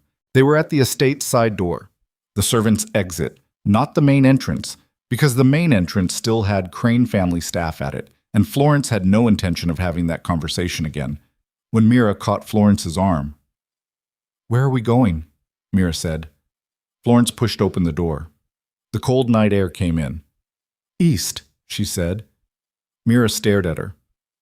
"Florence, the Eastern Territories are in the middle of a—" "I know," Florence said. "That's why we're going." She walked out into the dark with her sister and her document and her quarryman's jaw, and the very specific kind of fury that does not announce itself, the kind that moves quietly and systematically and does not stop until the thing that created it has been addressed completely and at the root. Behind her, somewhere in the estate, she heard Rowan Crane's voice raised in a question directed at Aldrich, and Aldrich's measured response, and then Rowan's voice again. Louder, this time, with the specific quality of a man who has been told something he was not supposed to need to know. He had found out about Aldrich's mechanism. He had not known. Rowan had not known. Florence paused in the darkness outside the estate wall and absorbed that for exactly 2 seconds. Rowan had used her tonight and discarded her and invoked ancient law out of wounded possessiveness, and none of it was forgivable. But the specific thing that had been done to Mira, the threat aimed at a 17-year-old girl's future, had been done without his knowledge by the man he trusted most. This was the particular devastation of sophisticated betrayal. It did not stop at its intended target. It radiated. It contaminated every adjacency. Rowan had not conspired against Mira, but Rowan had built a world in which a man like Aldrich had the access and the authority to do it in his name. There is a version of accountability that is not guilt, but is also not innocence. Rowan Crane was going to have to live in that version. That was not Florence's problem to solve. She walked. The road east was dark and long, and the document against her skin was real, and somewhere ahead of her an empire was burning at its edges, while its king rode toward the fire without knowing who had lit the match. She was going to tell him, and when she did, everything was going to change, for the empire, for Aldrich Crane, for the Northern Realm's carefully constructed administrative architecture, and for Florence Evernight herself. Because there is a moment in every person's life when surviving is no longer sufficient, when the same capacities that kept you alive in a smaller life become the foundation of something that has no ceiling. Florence Evernight had spent 23 years surviving with exceptional competence. She had just decided that she was done with only surviving. The road east stretched ahead in the dark. She walked into it without slowing, without looking back, with Mira's hand in hers and the cold pressing in from every side, and somewhere in the distance the sound of the empire's edge catching fire. The eastern road at night was not a road so much as a suggestion of direction through cold and dark. Florence walked it with Mira on her left and Thomas 2 steps behind, and she walked it fast. Not running, because running was panic, and panic cost oxygen, and oxygen was a resource she intended to manage carefully, but fast enough that Mira had to lengthen her stride to match. The estate lights were behind them. The town of Ashbury, the nearest settlement with a coaching inn, was 4 miles ahead. Florence had a small amount of coin in the hidden seam of her gown. She had sewn it there herself, a habit developed at 16 after the first time she had been left somewhere without the means to leave. Not enough for a carriage. Enough for 2 horses and a night's lodging if the innkeeper was reasonable. She was calculating the route east as she walked. The eastern border territories were not a single destination. They were a region, 300 miles of contested terrain that the Southern Empire administered through a system of provincial capitals. Kalin would have ridden toward Veldrath, the largest of the eastern provincial centers, because that was where the secession declaration would have been formally registered and where the administrative machinery of defiance would be centered. Veldrath was 11 days on horseback from the Ashfair coaching inn if you pushed the horses and did not stop for weather. 11 days. She was going to cover 11 days of road in a gown with a document against her skin and a 17-year-old sister who asked no questions and a household boy who asked too many. "Thomas," she said without turning. "Miss Evernight, when we reach Ashfair, I need you to go to the courier station and send a message to the Veroth Academy. Tell them Mira is traveling with family for a brief period and will return within the month. Don't give reasons. Don't give our current location." "Yes, miss." "Then I need you to go home." A pause. "Go home." "Yes, you've done nothing wrong tonight, and I intend to keep it that way. Whatever happens next is not your responsibility, and I won't have you caught in it." Another pause. Then, with the particular combination of youth and genuine feeling that Florence had always found difficult to dismiss, "I don't think you should be going east alone, miss." "I won't be alone," Florence said. Mira, on her left, said nothing. She was looking straight ahead with the specific expression of someone who has processed the general shape of a situation and has decided to be useful rather than to feel things about it until later. Florence had taught her that. She was proud of it and occasionally sorry for it in equal measure. "You won't be alone," Mira said quietly. "No," Florence said. They walked.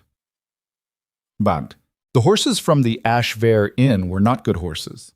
They were functional, which was the most precise description Florence could offer, with the dull eyes and thick-boned practicality of animals that had spent their working lives carrying people who needed to be somewhere else. Florence had ridden since childhood, not from privilege but from the specific necessity of a household that moved frequently and could rarely afford carriage fees. She assessed both animals in under a minute and made the adjustments accordingly. Thomas went to the courier station. He came back looking like he wanted to say something else, and then didn't, which showed better judgment than Florence had credited him with. He handed her a small folded paper. "The courier at the station," he said. "He gave me this when I mentioned you were heading east. Said a rider came through 2 hours ago and left it in case anyone came asking about the Ashgrave party." Florence took the paper, unfolded it. It was 4 words in a handwriting she did not recognize, angular and compact and written fast, the handwriting of someone doing multiple things simultaneously. But the words were in the cadence she recognized now.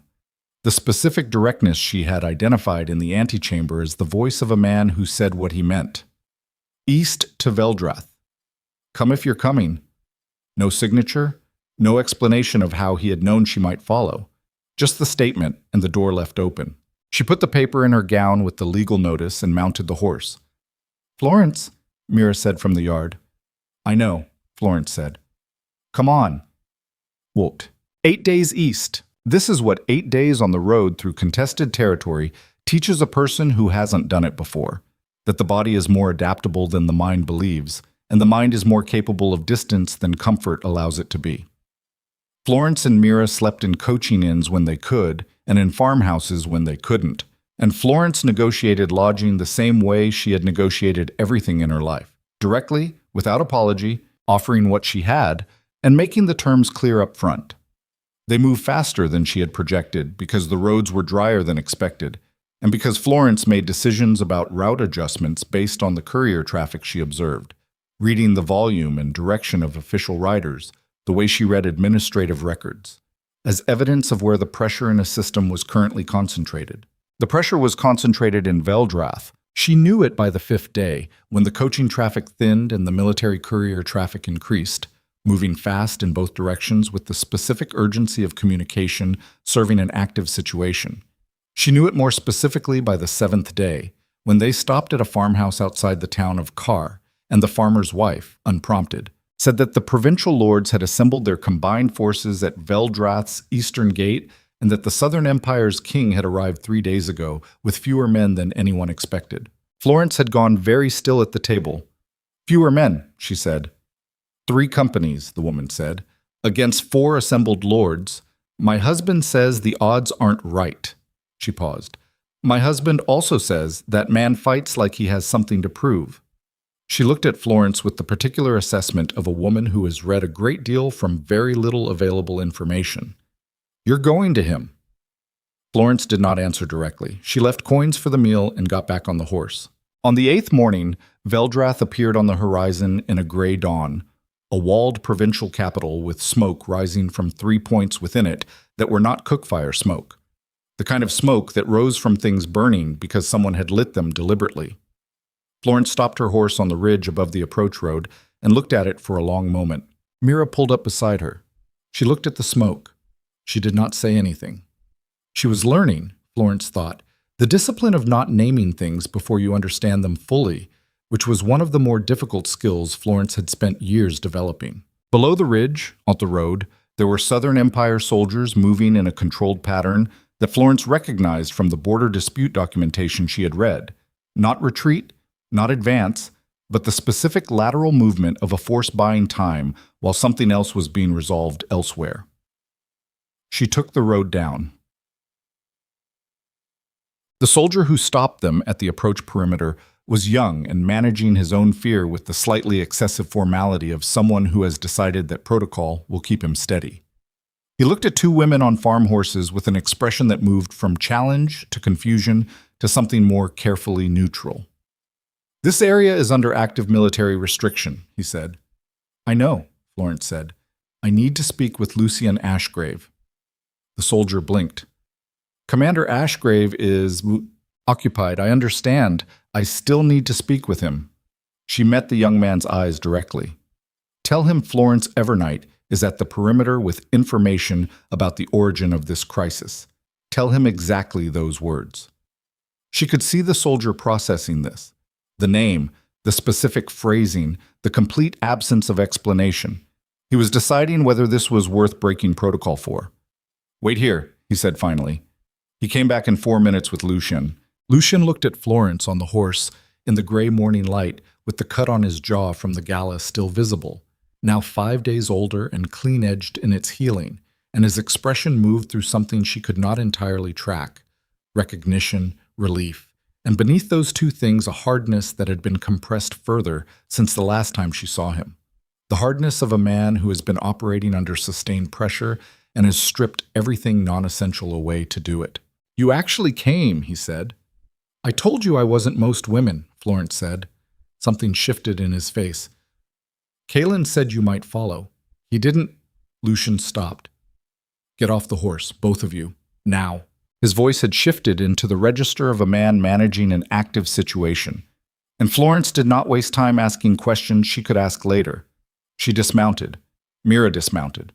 Lucien was already moving, and they followed him through the perimeter into the controlled chaos of a military encampment running on limited resources and acute urgency. "Brief me," Florence said as they walked. 3 lords, 4 combined forces, approximately 1,800 men. Lucien's voice was a military report, clipped, sequenced, no waste. Kalen came with 3 companies. He left the bulk of the standing army in the western and central territories because pulling them east would have left 2 undefended borders, and he won't do that to the civilian populations. He paused. "It's the right call. It's also left us at a significant numbers disadvantage for 11 days. What's his current position?" "Negotiation. He's been in direct talks with the provincial lords for 3 days, making slow progress. Lord Vareth, the eldest and the one with the most legitimate grievance, is movable. The other 2 are on someone else's coin and won't negotiate regardless of what Kalen offers them." "Northern coin," Florence said. Lucien stopped walking. He turned to look at her. Florence reached into her gown and produced the folded legal notice. She held it out to him. "Aldrich Crane, Rowan's political advisor. He coordinated with Carveth Hartmore to promise the Northern Mountain Pass access to the provincial lords in exchange for coordinated secession pressure. The documentation is in my handwriting, but it names Aldrich's office in his prepared coercive instrument." She paused. "It's not a full evidentiary chain, but it's enough for Kalen to know where to look." Lucien took the paper. He read it in approximately 8 seconds. His jaw tightened. "When did you know?" he said. "The night it happened. I walked out of that estate with this and 8 days of road between me and you." She held his gaze. "I came as fast as I could." Lucienne looked at her for a moment, the full, unguarded assessment she had first seen in the antechamber, the one that wanted to know what a person was made of. He appeared to find what he was looking for. "Cassian," he said to one of the soldiers nearby, "take these women to the command tent and stay with them." He moved away fast. Cassian appeared from somewhere Florence had not seen him, which suggested he had been nearby the entire time and had been watching this exchange with the specific attentiveness of a man who manages his visibility deliberately. He looked at Florence with the expression she was beginning to understand as his baseline: direct, slightly amused, and significantly more careful underneath both of those things than the surface suggested. "You look like 8 days of road," he said. "I feel like 8 days of road," she said. "Where is he?" "In the Provisional Council Hall, across the square." He glanced at the legal notice now in Lucien's hand. "That what I think it is?" "Probably." Cassian looked at her for another moment. "He's going to want to see you." "After Lucien briefs him," Florence said. "Not before. He needs the information in the right sequence to use it effectively. Don't pull him out of the negotiation for me." Cassian blinked. It was the first time she had seen him blink in that particular way, the way that means something has exceeded a prior estimate. "Right," he said. "Come on." Tiens. The command tent was warm from braziers and cluttered with maps that covered every horizontal surface. Florence looked at the maps with the specific attention she gave every information-dense environment and began immediately reading them.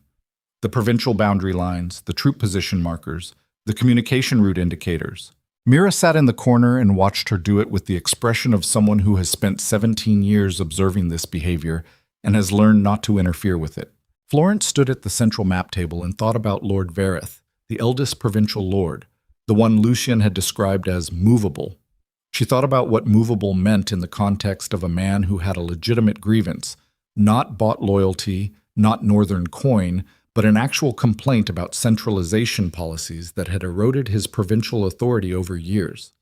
Movable meant that the right argument, properly structured, could reach him. It meant there was a version of this that did not end in 1,800 men losing their lives on behalf of a manufactured crisis. She thought about what she knew about provincial administration in the Southern Empire from the 40 minutes in the antechamber when Kaelin had answered every question she asked without simplifying anything. She picked up a pen from the table. She began writing. She was 40 minutes into it when the tent flap opened and Kaelin walked in. He looked worse than she expected and better than the situation warranted. There was a cut above his left eyebrow that had been closed with a field dressing and then reopened and closed again, the specific evidence of an injury that had not been given adequate time to stabilize because adequate time had not been available. He had not shaved in at minimum 4 days. His coat was the traveling coat he had left the gala in, now significantly the worse for 11 days of Eastern Road and active military engagement. He stopped inside the tent entrance. He looked at Florence, standing at his map table with a pen in her hand and documents spread around her.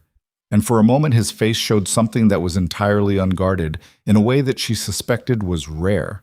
The expression of a man who expected one thing and encountered another, and whose response to that discrepancy was not managed. "You came," he said. "You left a note," she said. He exhaled once, slowly, and something in the line of his shoulders shifted. Not relaxing. Nothing in this situation was relaxed, but releasing a specific tension that had been maintained by uncertainty and had just been resolved. "How much do you know?" he said, crossing to the table. Aldrich Crane coordinated the secession pressure. "Lucien has the documentation. Lords Fenwick and Castiel are operating on Northern coin. They won't negotiate regardless of what you offer them. Verith is different." She turned the papers toward him. "I've been working on a provincial autonomy framework based on what you told me about your administrative structure in the antechamber. It's not complete. But the core argument, giving Verith's territory meaningful administrative independence on trade route adjudication while maintaining imperial security integration, is structurally sound. If you present it to him before the other two lords can shut the conversation down, you can split the coalition." Kaelin looked at the papers. He read for 3 minutes in silence. Florence watched him read. She watched the way his eyes moved across the material. Fast, precise. The reading of a man who processes complex information at speed because his life has required it. She watched him pause twice at specific sections, And both times she knew which sections they were because she had flagged them as structurally critical during the drafting. He looked up. "This is good," he said. Not a compliment, a tactical assessment. "I know," she said. "Can you use it?" "Yes." He set the papers down and looked at her directly. "How did you know about Vareth?" "Lucien told me he was movable. Movable means he has a real grievance, not a purchased one. Real grievances have frameworks that address them." She paused. "It's what I do. I read situations and find the applicable structure." "In border community disputes," Kalen said. "Apparently also in imperial provincial crises," Florence said. Something moved in his face. It was not a smile exactly. Nothing about the situation permitted a full smile, but it had the quality of one, compressed by circumstance into something smaller and denser. "Florence," he said. "Not now," she said. "Use the framework. Deal with Vareth, then we talk." He looked at her for another moment. Then he took the papers. He was at the tent entrance when she said, "Kalen."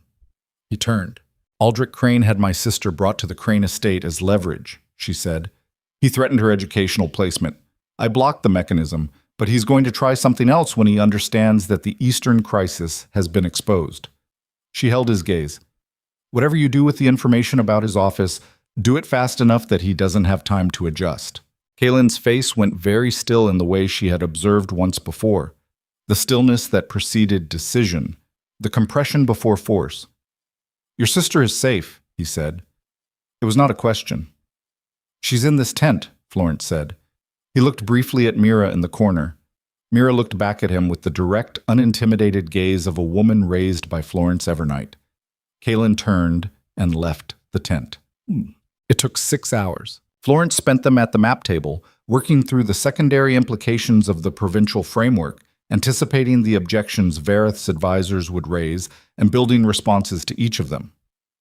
She did not know if Kalen was going to use everything she had drafted, or parts of it, or none of it. She built it as completely as she could because incomplete preparation was a choice she had never been able to make without the specific discomfort of knowing she had not done everything possible. Mira fell asleep into the corner on a bedroll that Cassian produced without being asked.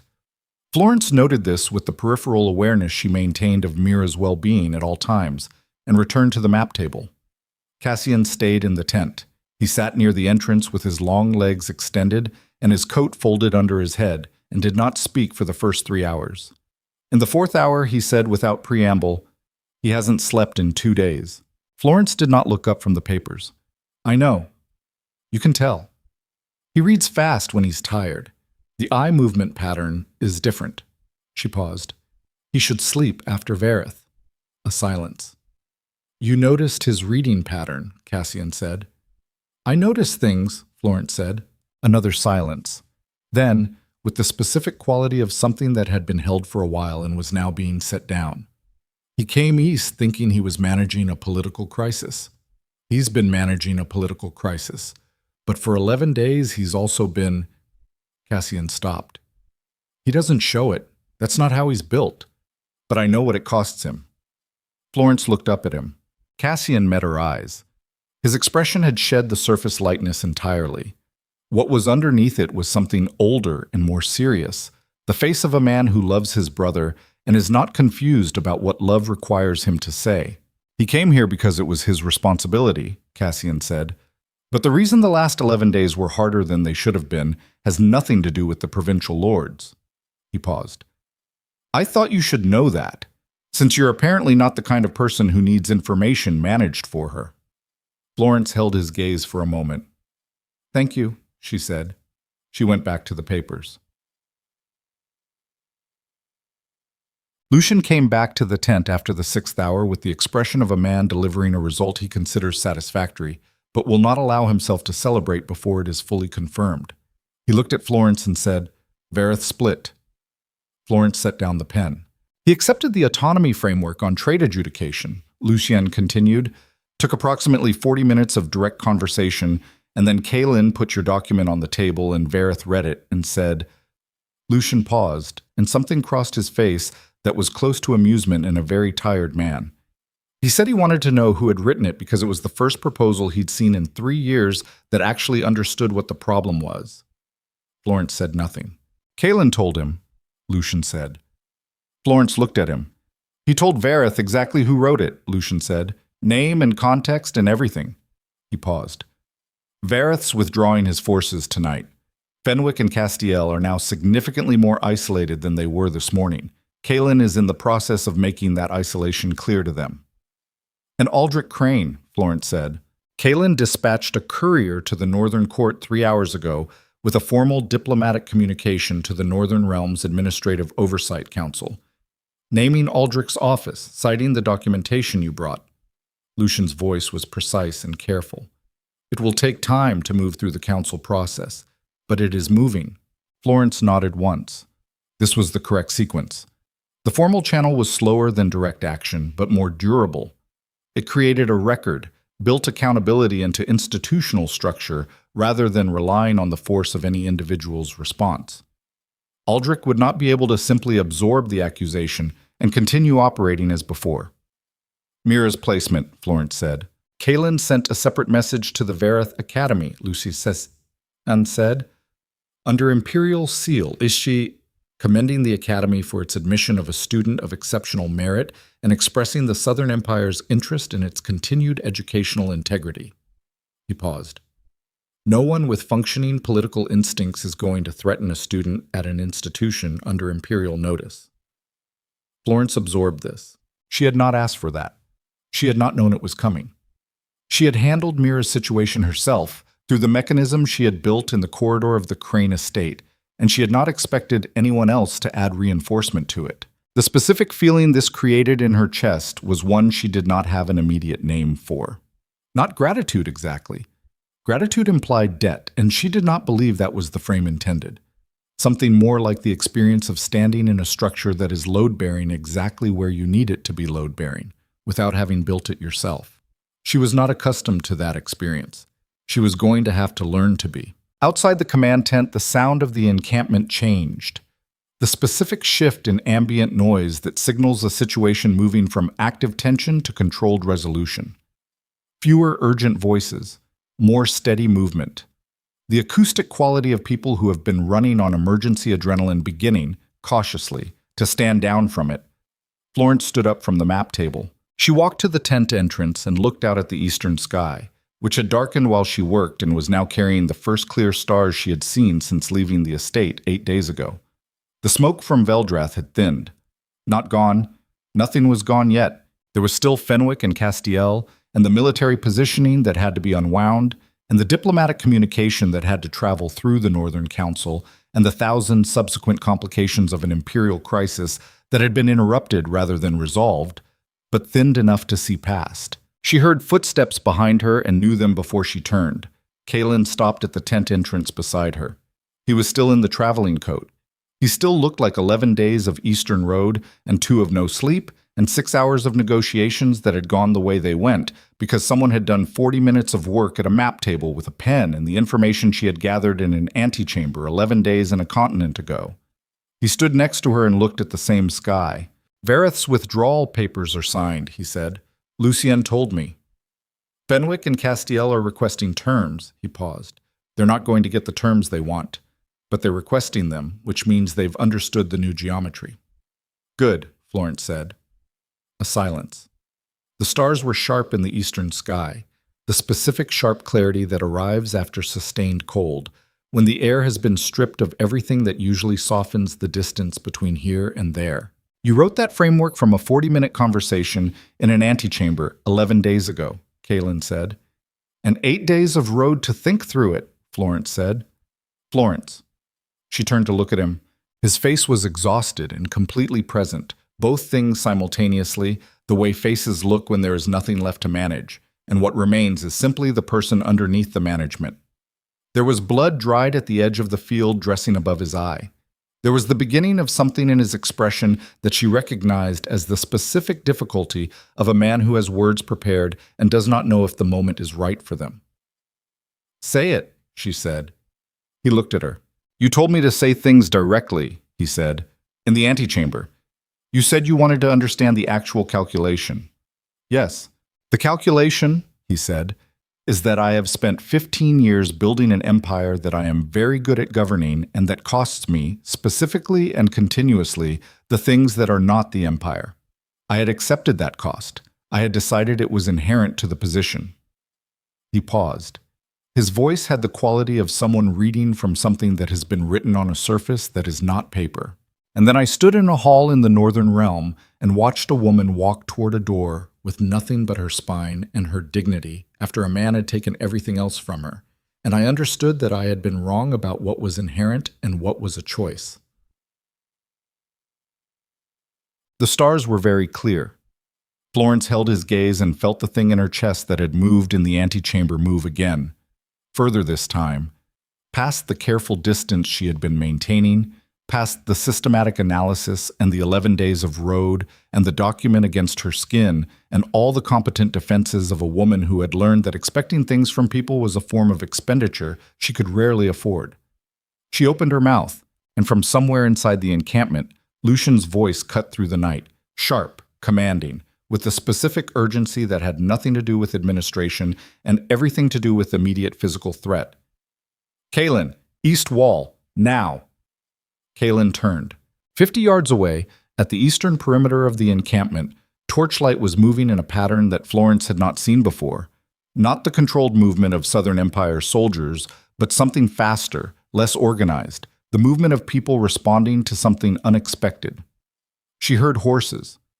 Too many horses for a messenger contingent. She heard the specific shouted cadence of soldiers giving ground orders. Lucian was already at the perimeter, and what he was looking at was coming from the direction of Fenwick's territory, from the lord who had been requesting terms not 2 hours ago and had apparently decided that terms were no longer the strategy he was pursuing. "He didn't wait for the terms meeting," Cassian said from somewhere behind Florence, his voice stripped of everything light. "He's moving forces. Now. Tonight." Kaelin's hand was already on the weapon at his belt. He turned back to Florence for 1 second. 1 complete second of his full attention, with everything the situation was about to demand of him already gathering in his posture and his eyes. "Stay in the tent," he said. "Kaelin!" "Florence!" His voice had the quality she had only heard once before. Not command exactly, not the authority of a king managing a situation, but something more fundamental. The voice of a man who is about to walk into something he does not know the outcome of and has 1 second to say the thing that needs to be said before the world closes in. "Stay in the tent. Whatever happens at that wall, stay in the tent." She looked at him. She wanted to argue. Everything in her that had built itself on self-sufficiency and the refusal to be managed wanted to argue. But she looked at his face in the torchlight, the exhaustion, and the presence, and the field dressing above his eye, and the complete absence of anything false in his expression. And she understood that this was not about whether she could handle what was coming. It was about him being able to do what he needed to do without the part of his mind that was now clearly and irrevocably, and without his permission, allocated to her. "Go," she said. He went, and Florence stood at the entrance of the command tent and watched the 3 Ashgrave brothers converge at the eastern perimeter in the torchlight, the sound of incoming forces building from the direction of Fenwick's territory, and understood that the crisis she had ridden 11 days to help resolve had just entered its most dangerous hour, with the man at the center of it already at the wall, already giving orders in a voice that carried across the encampment like something elemental, and 2 lords who had decided that the time for terms was over. The night pressed in from every direction, and somewhere behind the encampment's eastern wall, the sound of Fenwick's forces hit the outer perimeter like a wave that had been building for 11 days and had finally found its shore. Florence stayed in the tent for approximately 4 minutes. This was not a failure of self-discipline. It was a reassessment. She had agreed to stay in the tent based on a specific calculation that Kaelin needed his full attention on the wall rather than on her position. And she had honored that calculation for the duration it took her to understand that the situation had changed in ways that made the original terms obsolete. The sound coming from the eastern perimeter was not the sound of a manageable engagement. It was the sound of numbers, the specific density of collective force that registers differently in the ear than smaller conflicts. A sound with weight to it, with breadth, the sound of Fenwick having committed everything rather than a testing contingent. She heard Lucien's voice, and then Cassian's, and then neither of them. which meant they had moved beyond the range where commands needed to be shouted and into the range where they needed to be acted on. She looked at Mira, still asleep in the corner of the tent. She looked at the map table. She looked at the eastern perimeter maps she had spent 6 hours studying, the approach routes, the wall configuration, the positions of the 3 companies Kalen had brought with him. She looked at the secondary map, the one she had been using as reference for the provincial framework, which showed the full territorial layout, including the western approach road that ran behind the encampment at a sufficient remove to be outside the current engagement zone. She understood something. Fenwick had moved from the east. Castiel, who had also been requesting terms, had not yet committed. If Castiel moved from the south, which was the logical secondary pressure point given the encampment's configuration, the 3 companies would be caught between 2 forces with no lateral room to maneuver. She found a soldier at the tent entrance. "Who's the senior officer in the command structure after the 3 Ashgrave brothers?" she said. The soldier, older than the perimeter guard, with the careful eyes of someone who had been doing this long enough to read situations quickly, looked at her and said, "Captain Aldrin. He's at the secondary position, south side." "Take me to him," Florence said. The soldier looked at her for 2 seconds. Whatever he saw in her face resolved his uncertainty. "This way," he said. Captain Aldrin was a compact man in his 40s, with a commander's stillness and the immediate, unconcealed skepticism of a career soldier being approached by a civilian woman during an active engagement. He looked at Florence and then at the soldier who had brought her and said, "This isn't a safe location for—" "Castiel hasn't moved yet," Florence said. "If he comes from the south while Fenwick has the east wall, your 3 companies are compressed with no room to break formation. You need a forward blocking position on the southern approach road here." She pointed at the map she had pulled from the command tent, which she was holding now in the cold night air with the absolute confidence of someone who had spent 6 hours learning every line on it. Before Castiel decides that Fenwick's commitment is his signal. Aldrin looked at the map. He looked at Florence. He looked at the map again. "Who are you?" he said. "Someone who has been looking at that map longer than anyone else in this encampment tonight," she said. "How long before you think Castiel moves?" A short silence. Then, 40 minutes? Maybe less. "Then you have 30 to position," Florence said. Aldrin looked at her for one more moment. Then he turned to the soldier beside him and said, "Get me Sergeant Vane and the 2nd unit. Now." He turned back to Florence. "You stay behind the line." "I'll stay where I can see the southern approach," she said, which was not exactly what he had asked, but was accurate enough that he accepted it and moved. The engagement at the eastern wall lasted 3 hours and 20 minutes. Florence did not see most of it directly. She was positioned at the edge of the secondary line on the south side, behind Aldrin's blocking formation, with a sight line to the southern approach road and an intermittent partial view of the eastern wall through the gap between 2 supply buildings. She heard it more than she saw it. The organized chaos of 3 companies holding a defensive position against superior numbers. The commands and responses moving through the encampment in the pattern she was beginning to recognize as Lucien's operational language, the way pressure was directed and redirected as the shape of the engagement shifted. She knew when Castiel moved because the southern approach road lit up with torches at its far edge, and Aldrin's blocking formation tightened, and the soldier to her left said something under his breath that was not appropriate for her present context, and was also entirely understandable. What followed on the southern side was shorter and harder than the eastern engagement. Aldrin's unit was smaller than Castiel's force, and the blocking position held on discipline rather than numbers, the specific discipline of soldiers who had been given a clear objective by someone who understood the geometry of the situation and had given them enough time to prepare for it. They held the southern approach long enough for Castiel's force to understand that the easy compression they had anticipated was not available, and for that understanding to become hesitation, and for hesitation to become a tactical problem that compounded on itself as the eastern engagement continued without the southern reinforcement Fenwick had been counting on. Florence stood behind the line in the cold and watched, and thought about what Kalen was doing at the eastern wall with whatever was left in 3 companies after 11 days of sustained pressure, and she made herself think clearly about the tactical situation rather than about the specific quality of his voice when he had said her name at the tent entrance. Because thinking clearly about the tactical situation was what the moment required.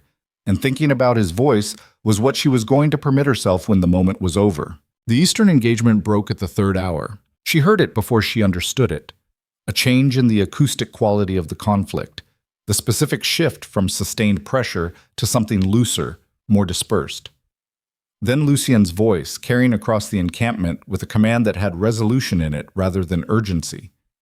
Then the gradual, unmistakable sound of a force withdrawing in organized stages, which was the sound of an engagement ending on one side's terms rather than collapsing on both.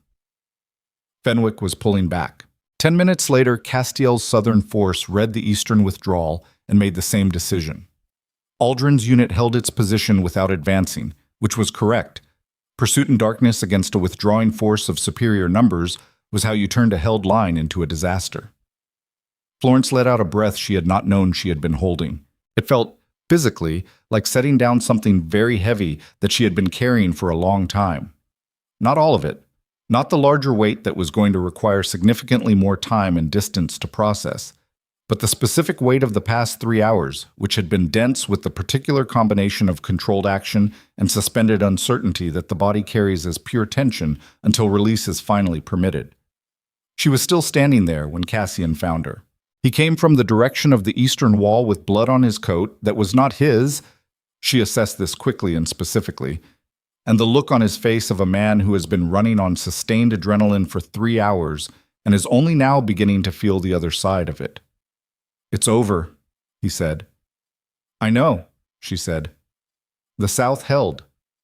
He looked at her, then at Aldrin's unit, still in position on the southern approach, then back at her. "You did that," he said. "Aldrin did that," Florence said. "I read a map." Cassian looked at her for a long moment with an expression that was tired and genuine and something else that she did not try to name because naming it felt like a presumption she had not yet earned the right to make. "He's at the east wall," Cassian said. "He's going to want—" He stopped. "He asked about you, twice during the engagement, through Lucienne." Florence absorbed this. "Is he hurt?" she said. "Yes," Cassian said, with the specific honesty of a man who is not going to manage her. "Nothing that won't heal, but yes." Florence nodded once. She turned toward the eastern wall. Bam! She found Kalen at the outer edge of the eastern perimeter where the wall met the approach road, sitting on a supply crate with his coat off and a field medic working on his left side with the efficient grimness of someone dealing with an injury that has been waiting for attention for longer than it should have.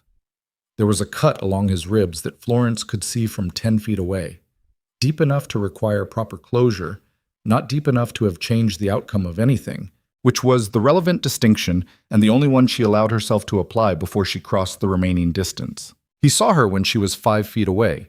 His eyes moved over her in the rapid, complete assessment of a man checking for damage, and when he confirmed she was uninjured, something in his face changed, released, specifically, the tension of a question that had been running beneath 3 hours of engagement like a current under surface water. "The South held," he said. "Yes," she said. "Aldrin positioned correctly. He had time to prepare." "Someone told him to." Florence said nothing. The field medic glanced at her briefly and returned to work. Kalen looked at Florence with the exhausted presence that she had come to understand as his most honest register, the face that operated when there was nothing left to manage, and the person underneath the management was simply there. "You said you'd stay in the tent," he said. "I said I'd stay in the tent while you dealt with the wall," she said. "The wall produced a secondary problem. I dealt with the secondary problem." A short silence. "Florence," he said. "It worked," she said. "I'm not going to apologize for it." He looked at her. And then, for the first time since she had met him, Kalen Ashgrave did something she had not seen him do in any of the contexts she had observed him in. Not the gala, not the antechamber, not the negotiation tent, not the perimeter in the dark. He laughed.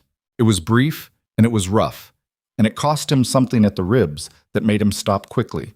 And the medic said something sharp, and Kalen waved a hand, and the laugh subsided into something that was still in his face, still in his eyes, the residue of a genuine and unguarded thing. "No," he said. "Don't apologize for it."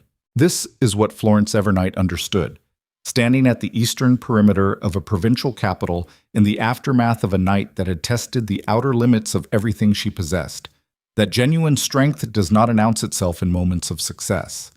It announces itself in the moments between, in the way a person holds themselves when the adrenaline is gone and the result is in and the body is presenting its full accounting of what the past hours have cost. Kalen Ashgrave had governed an empire for 15 years.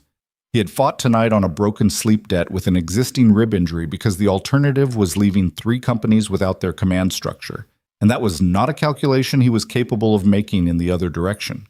He was sitting on a supply crate at the edge of a wall that had held because of those choices, and he was laughing at her despite the cost of it to his ribs.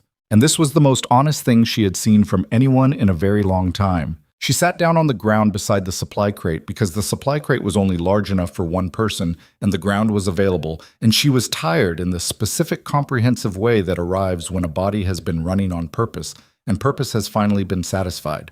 They sat in the cold in the aftermath of it and did not say anything for a while.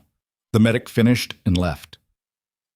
The encampment sounds settled into the lower register of a situation winding down.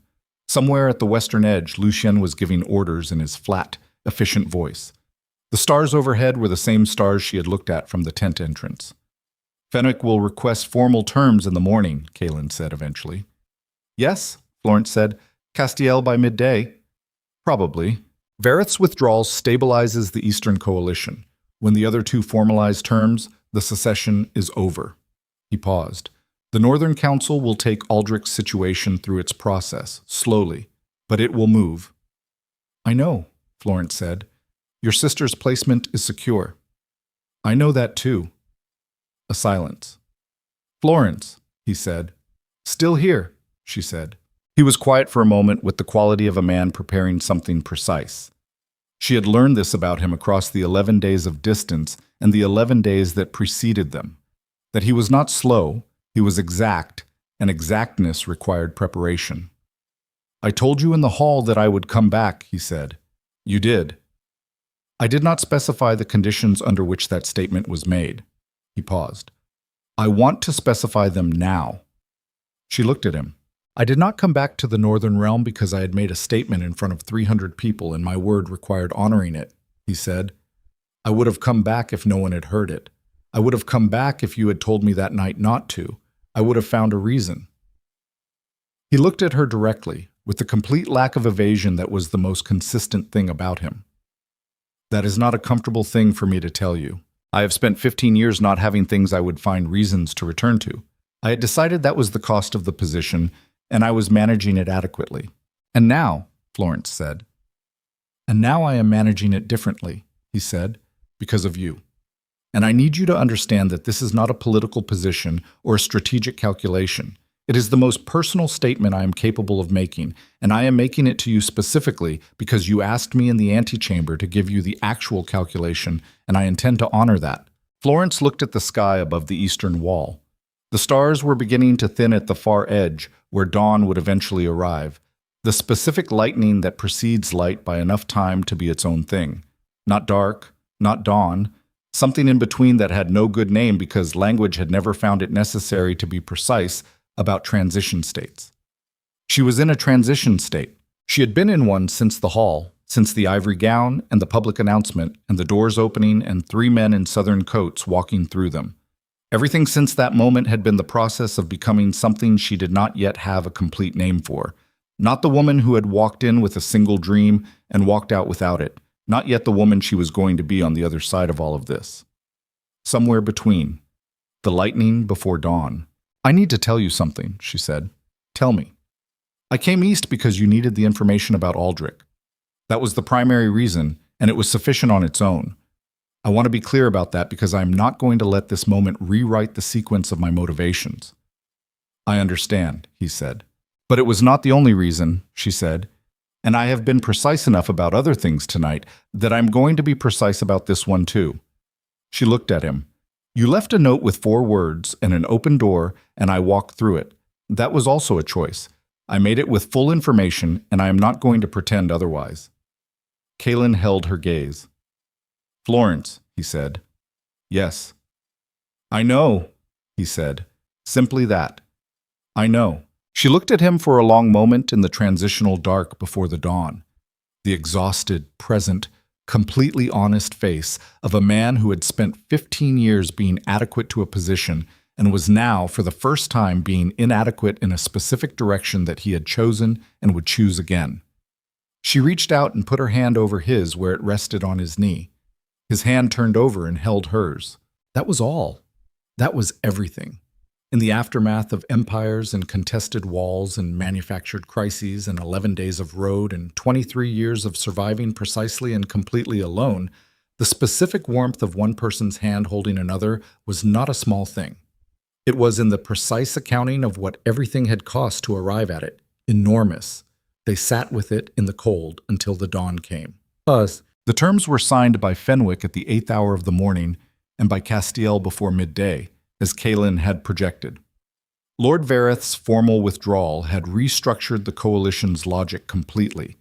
Without his territorial legitimacy anchoring the secession claim, Fenwick and Castiel's positions were exposed as what they had always been, purchased defiance with no durable foundation. They signed and they accepted the modified provincial agreements that Kaelin had prepared, which were firm without being punitive, because punitive agreements generated the next generation of conflict. And Kaelin Ashgrave had not built an empire that lasted 15 years by creating the conditions for its future destabilization. Florence was present at the signing as an observer. She had not asked to be. Kaelin had simply told Aldrin to include her in the principal's room, and Aldrin had done it without visible question, which told Florence something about how quickly organizational cultures shifted around clear decisions made from the top. She sat at the edge of the room and watched Kaelin manage the process, the specific craft of it, the way he moved between authority and accommodation without losing either, the way he gave each lord enough dignity to sign without losing face entirely, while making absolutely clear that the terms were not negotiable on their substance. She had seen competent administrators before. She had worked alongside some of them in the border community cases. What Kaelin demonstrated in that room was something past competence, in the territory where skill and character had been so thoroughly integrated that they were no longer separable. This is what governance looks like when it is done by someone who never forgot why it matters. Not the accumulation of power for its own sake. Not the performance of authority for the comfort of those exercising it. The application of considerable capability to the specific problem of ensuring that the people subject to governance have their conditions improved rather than simply managed. It was not idealism. Kaelin Ashgrave was not an idealist. She had understood that from the antechamber, from the 40 minutes of precise and unsentimental answers about how the empire actually functioned.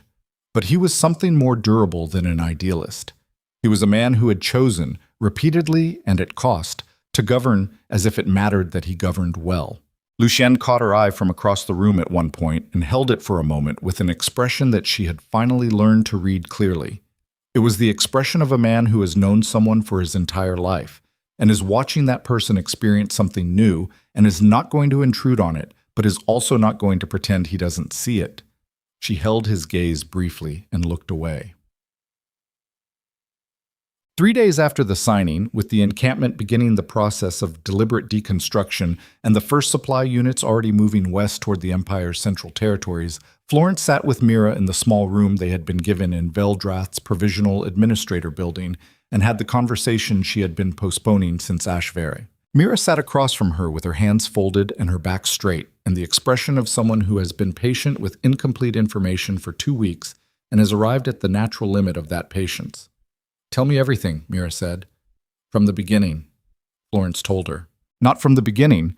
The full beginning would take longer than the conversation could hold, and some of it Florence was still in the process of understanding herself.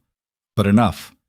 The gala, the dissolution, the antechamber, Aldrich's mechanism, the 8 days east, the eastern wall, the morning after. She told it plainly, in the same voice she used for everything. Without sentiment dressed up as narrative, without the softening of difficult facts, without the false precision of someone reducing a complex thing to a shape that is easier to present. Mira listened without interrupting. She was getting better at this. She had always had the capacity. Florence had taught her that listening was more valuable than responding in most situations. But the specific quality of this listening was different from the kind she deployed in ordinary circumstances. This was the listening of someone who understands that they are receiving something real and is giving it the gravity it deserves. When Florence finished, Mira was quiet for a long moment. "You love him," she said. Florence looked at her. "Not yet," she said honestly. "Something is beginning. I don't know yet what it's going to be when it's finished." "But you're going south," Mira said. "I don't know that yet either." Mira looked at her steadily. She had their father's jaw and their mother's patience, and she was, Florence thought, going to be significantly more than either of them had managed to become, which was both the most satisfying outcome Florence could imagine and the thing she had organized her entire adult life around making possible. "You do know," Mira said. "You've known since the antechamber. You've been being careful about it because being careful is what you do. But you know." Florence looked at her sister for a long moment. "Yes," she said.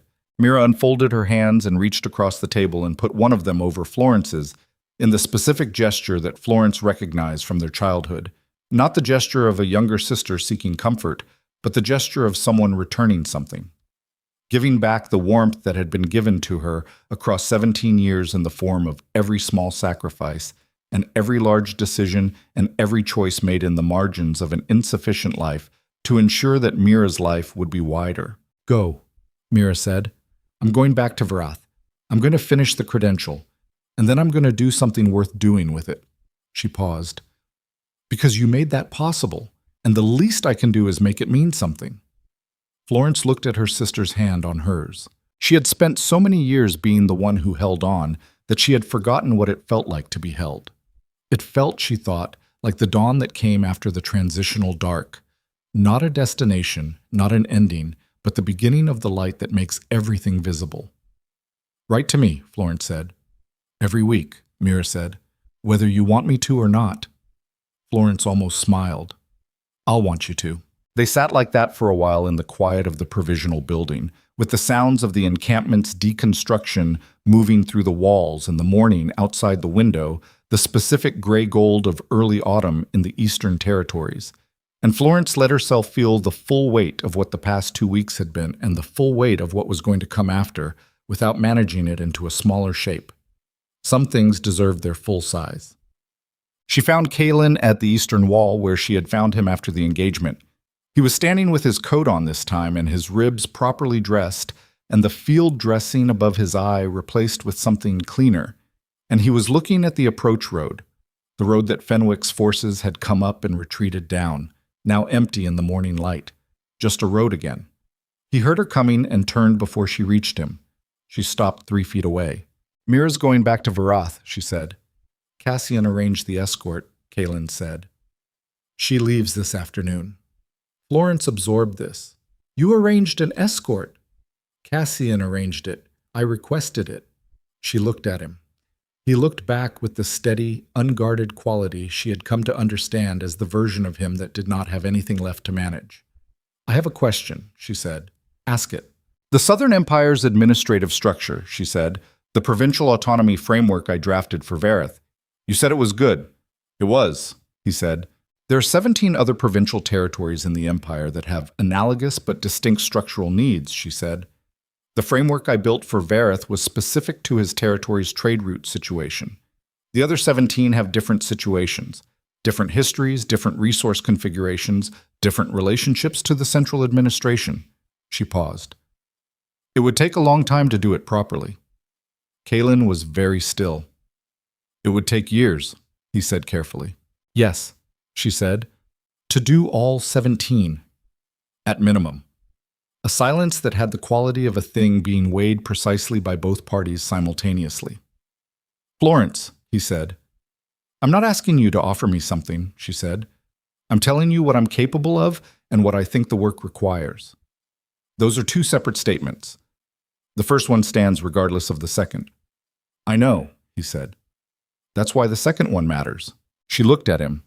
The eastern road was empty behind him. The Empire stretched west beyond the wall in the direction they had not yet traveled together, and it was large and complicated and full of the 17 provincial territories and their distinct structural problems and the long corridors of administrative complexity that she had spent 2 weeks understanding well enough to see how deep it went. She had spent 23 years surviving in the margins of someone else's world. She thought it was time to do something more deliberate with the capacity she had been using merely to survive. The work, she said to Kaylin. Tell me about the work. And he did. He talked and she listened and she asked questions that were specific and sometimes difficult and never decorative. And he answered all of them without simplifying. And the eastern sun moved across the sky above the provincial capital. And the encampment continued its deconstruction around them, and the road west waited for them to be ready to take it. This is what Florence Evernight understood on the morning that everything changed direction for the last time. That strength is not the absence of need. It is the capacity to know what you need clearly enough to choose it without desperation and without apology. She had needed safety, and she had built it herself.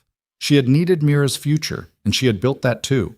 She had needed, without knowing it for a long time, the specific experience of being seen clearly by someone with no agenda in the seeing, and she had found it in an antechamber in a tent, and the cold ground beside a supply crate at the end of a very long night. She had not needed to be rescued.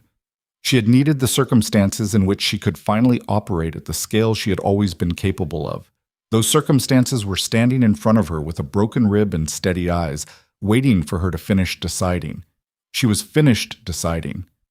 One more question, she said. Ask it. Cassian and Lucien, she said. The contest. What Cassian chose.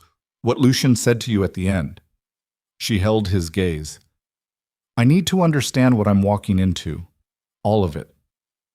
Kaylin looked at her for a long moment, not avoiding the question, preparing for the precision it deserved. My brothers, he said, are not a simpler situation than the 17 provincial territories. I know, she said. They will both tell you that themselves, he said. In their own time, in their own ways. Cassian sooner. Lucien when he's ready. He paused. What I can tell you is that what happened at the contest, what each of them chose, was not about losing. It was about understanding something they understood before I did. What did they understand? Florence said. That some things can't be shared equally, he said, and that knowing that and still choosing to be present for whatever is possible is its own kind of love. He paused. My brothers are not simple men. Neither are their feelings. I will not pretend otherwise, and I will not make decisions for them about what they do with those feelings. What I can promise you is that they will be honest, and that honest is the only condition under which any of this works. Florence absorbed this with the same systematic attention she gave everything that mattered. It was not a simple answer. It did not resolve into easy categories or clean outcomes. It was the honest description of a complicated reality offered to her without management or softening, because he knew by now that management and softening were the things she trusted least. She respected the complication. She was capable of the complication. She had been capable of more complicated things than this for a long time. She had simply not been given the context in which her capacity was relevant. All right, she said. All right, Kaylin said. They looked at each other in the morning light of the Eastern Territories, two people who had been tested by the same 2 weeks from different angles and had arrived, through different roads, at the same place at the same time. Florence thought about the Hall of Silver Moons and the ivory gown and the 11 nights of lamplight stitching and the announcement that had been designed to reduce her to something small and manageable. She thought about how completely it had failed to do that, not because she was extraordinary, though she was capable, but because reduction only works on people who accept the terms of it. She had never accepted the terms. She thought about Mira on the road to Verath with Cassian's escort, carrying the future Florence had spent years building for her, about to make it into something Florence had not anticipated and would not have planned because it would be entirely Mira's own. She thought about the document still somewhere in the lining of her gown, the legal notice that had held Aldrich Crane's mechanism at bay for long enough to matter, the specific satisfaction of a well-constructed argument doing exactly what it was built to do. She thought about Lucien's voice in the final contest, quiet enough that only the silence of the hall could carry it. She's worth it, in case you're still asking yourself. She had not been certain, when she heard it, that it was true. She was beginning to understand with the specific precision she applied to things she wanted to understand completely, that it was. The road west, she said to Kaylin. When do we take it? He looked at the western edge of the encampment where the last of the supply units were forming up. Then he looked at her. Whenever you're ready, he said. Florence Evernight, who had been ready for longer than anyone had thought to ask her, took the road west. She did not look back. Not from the inability to. She was not the kind of person who looked away from things that were hard to see. She had looked at everything clearly, the whole way through, and she was going to continue doing that because it was the only way she knew how to live. She did not look back because there was nothing behind her that she had left unfinished. Everything she had carried into that hall on the night of the Moon Ascension Gala. The hope, the gown, the years of careful labor, the careful love, the quarryman's jaw, and the blistered hands, and the specific determination of a woman who had decided long ago that dignity was not given, but taken from the rubble of what you lost. All of it had been transformed, in the fire of the past 2 weeks, into something she did not yet have a full name for, but recognized as larger and more durable than anything that had preceded it. The road west was long and the empire was complicated, and Kalen's ribs needed another week of proper rest that he was not going to give them, and there were 17 provincial territories and their distinct structural problems waiting at the end of it. And somewhere in the middle of all of that were 2 brothers who were not simple and whose love for the same man expressed itself in completely different ways, and all of it was real and none of it was going to be easy. Florence walked into it with both eyes open. The empire did not know yet what was coming. It would learn.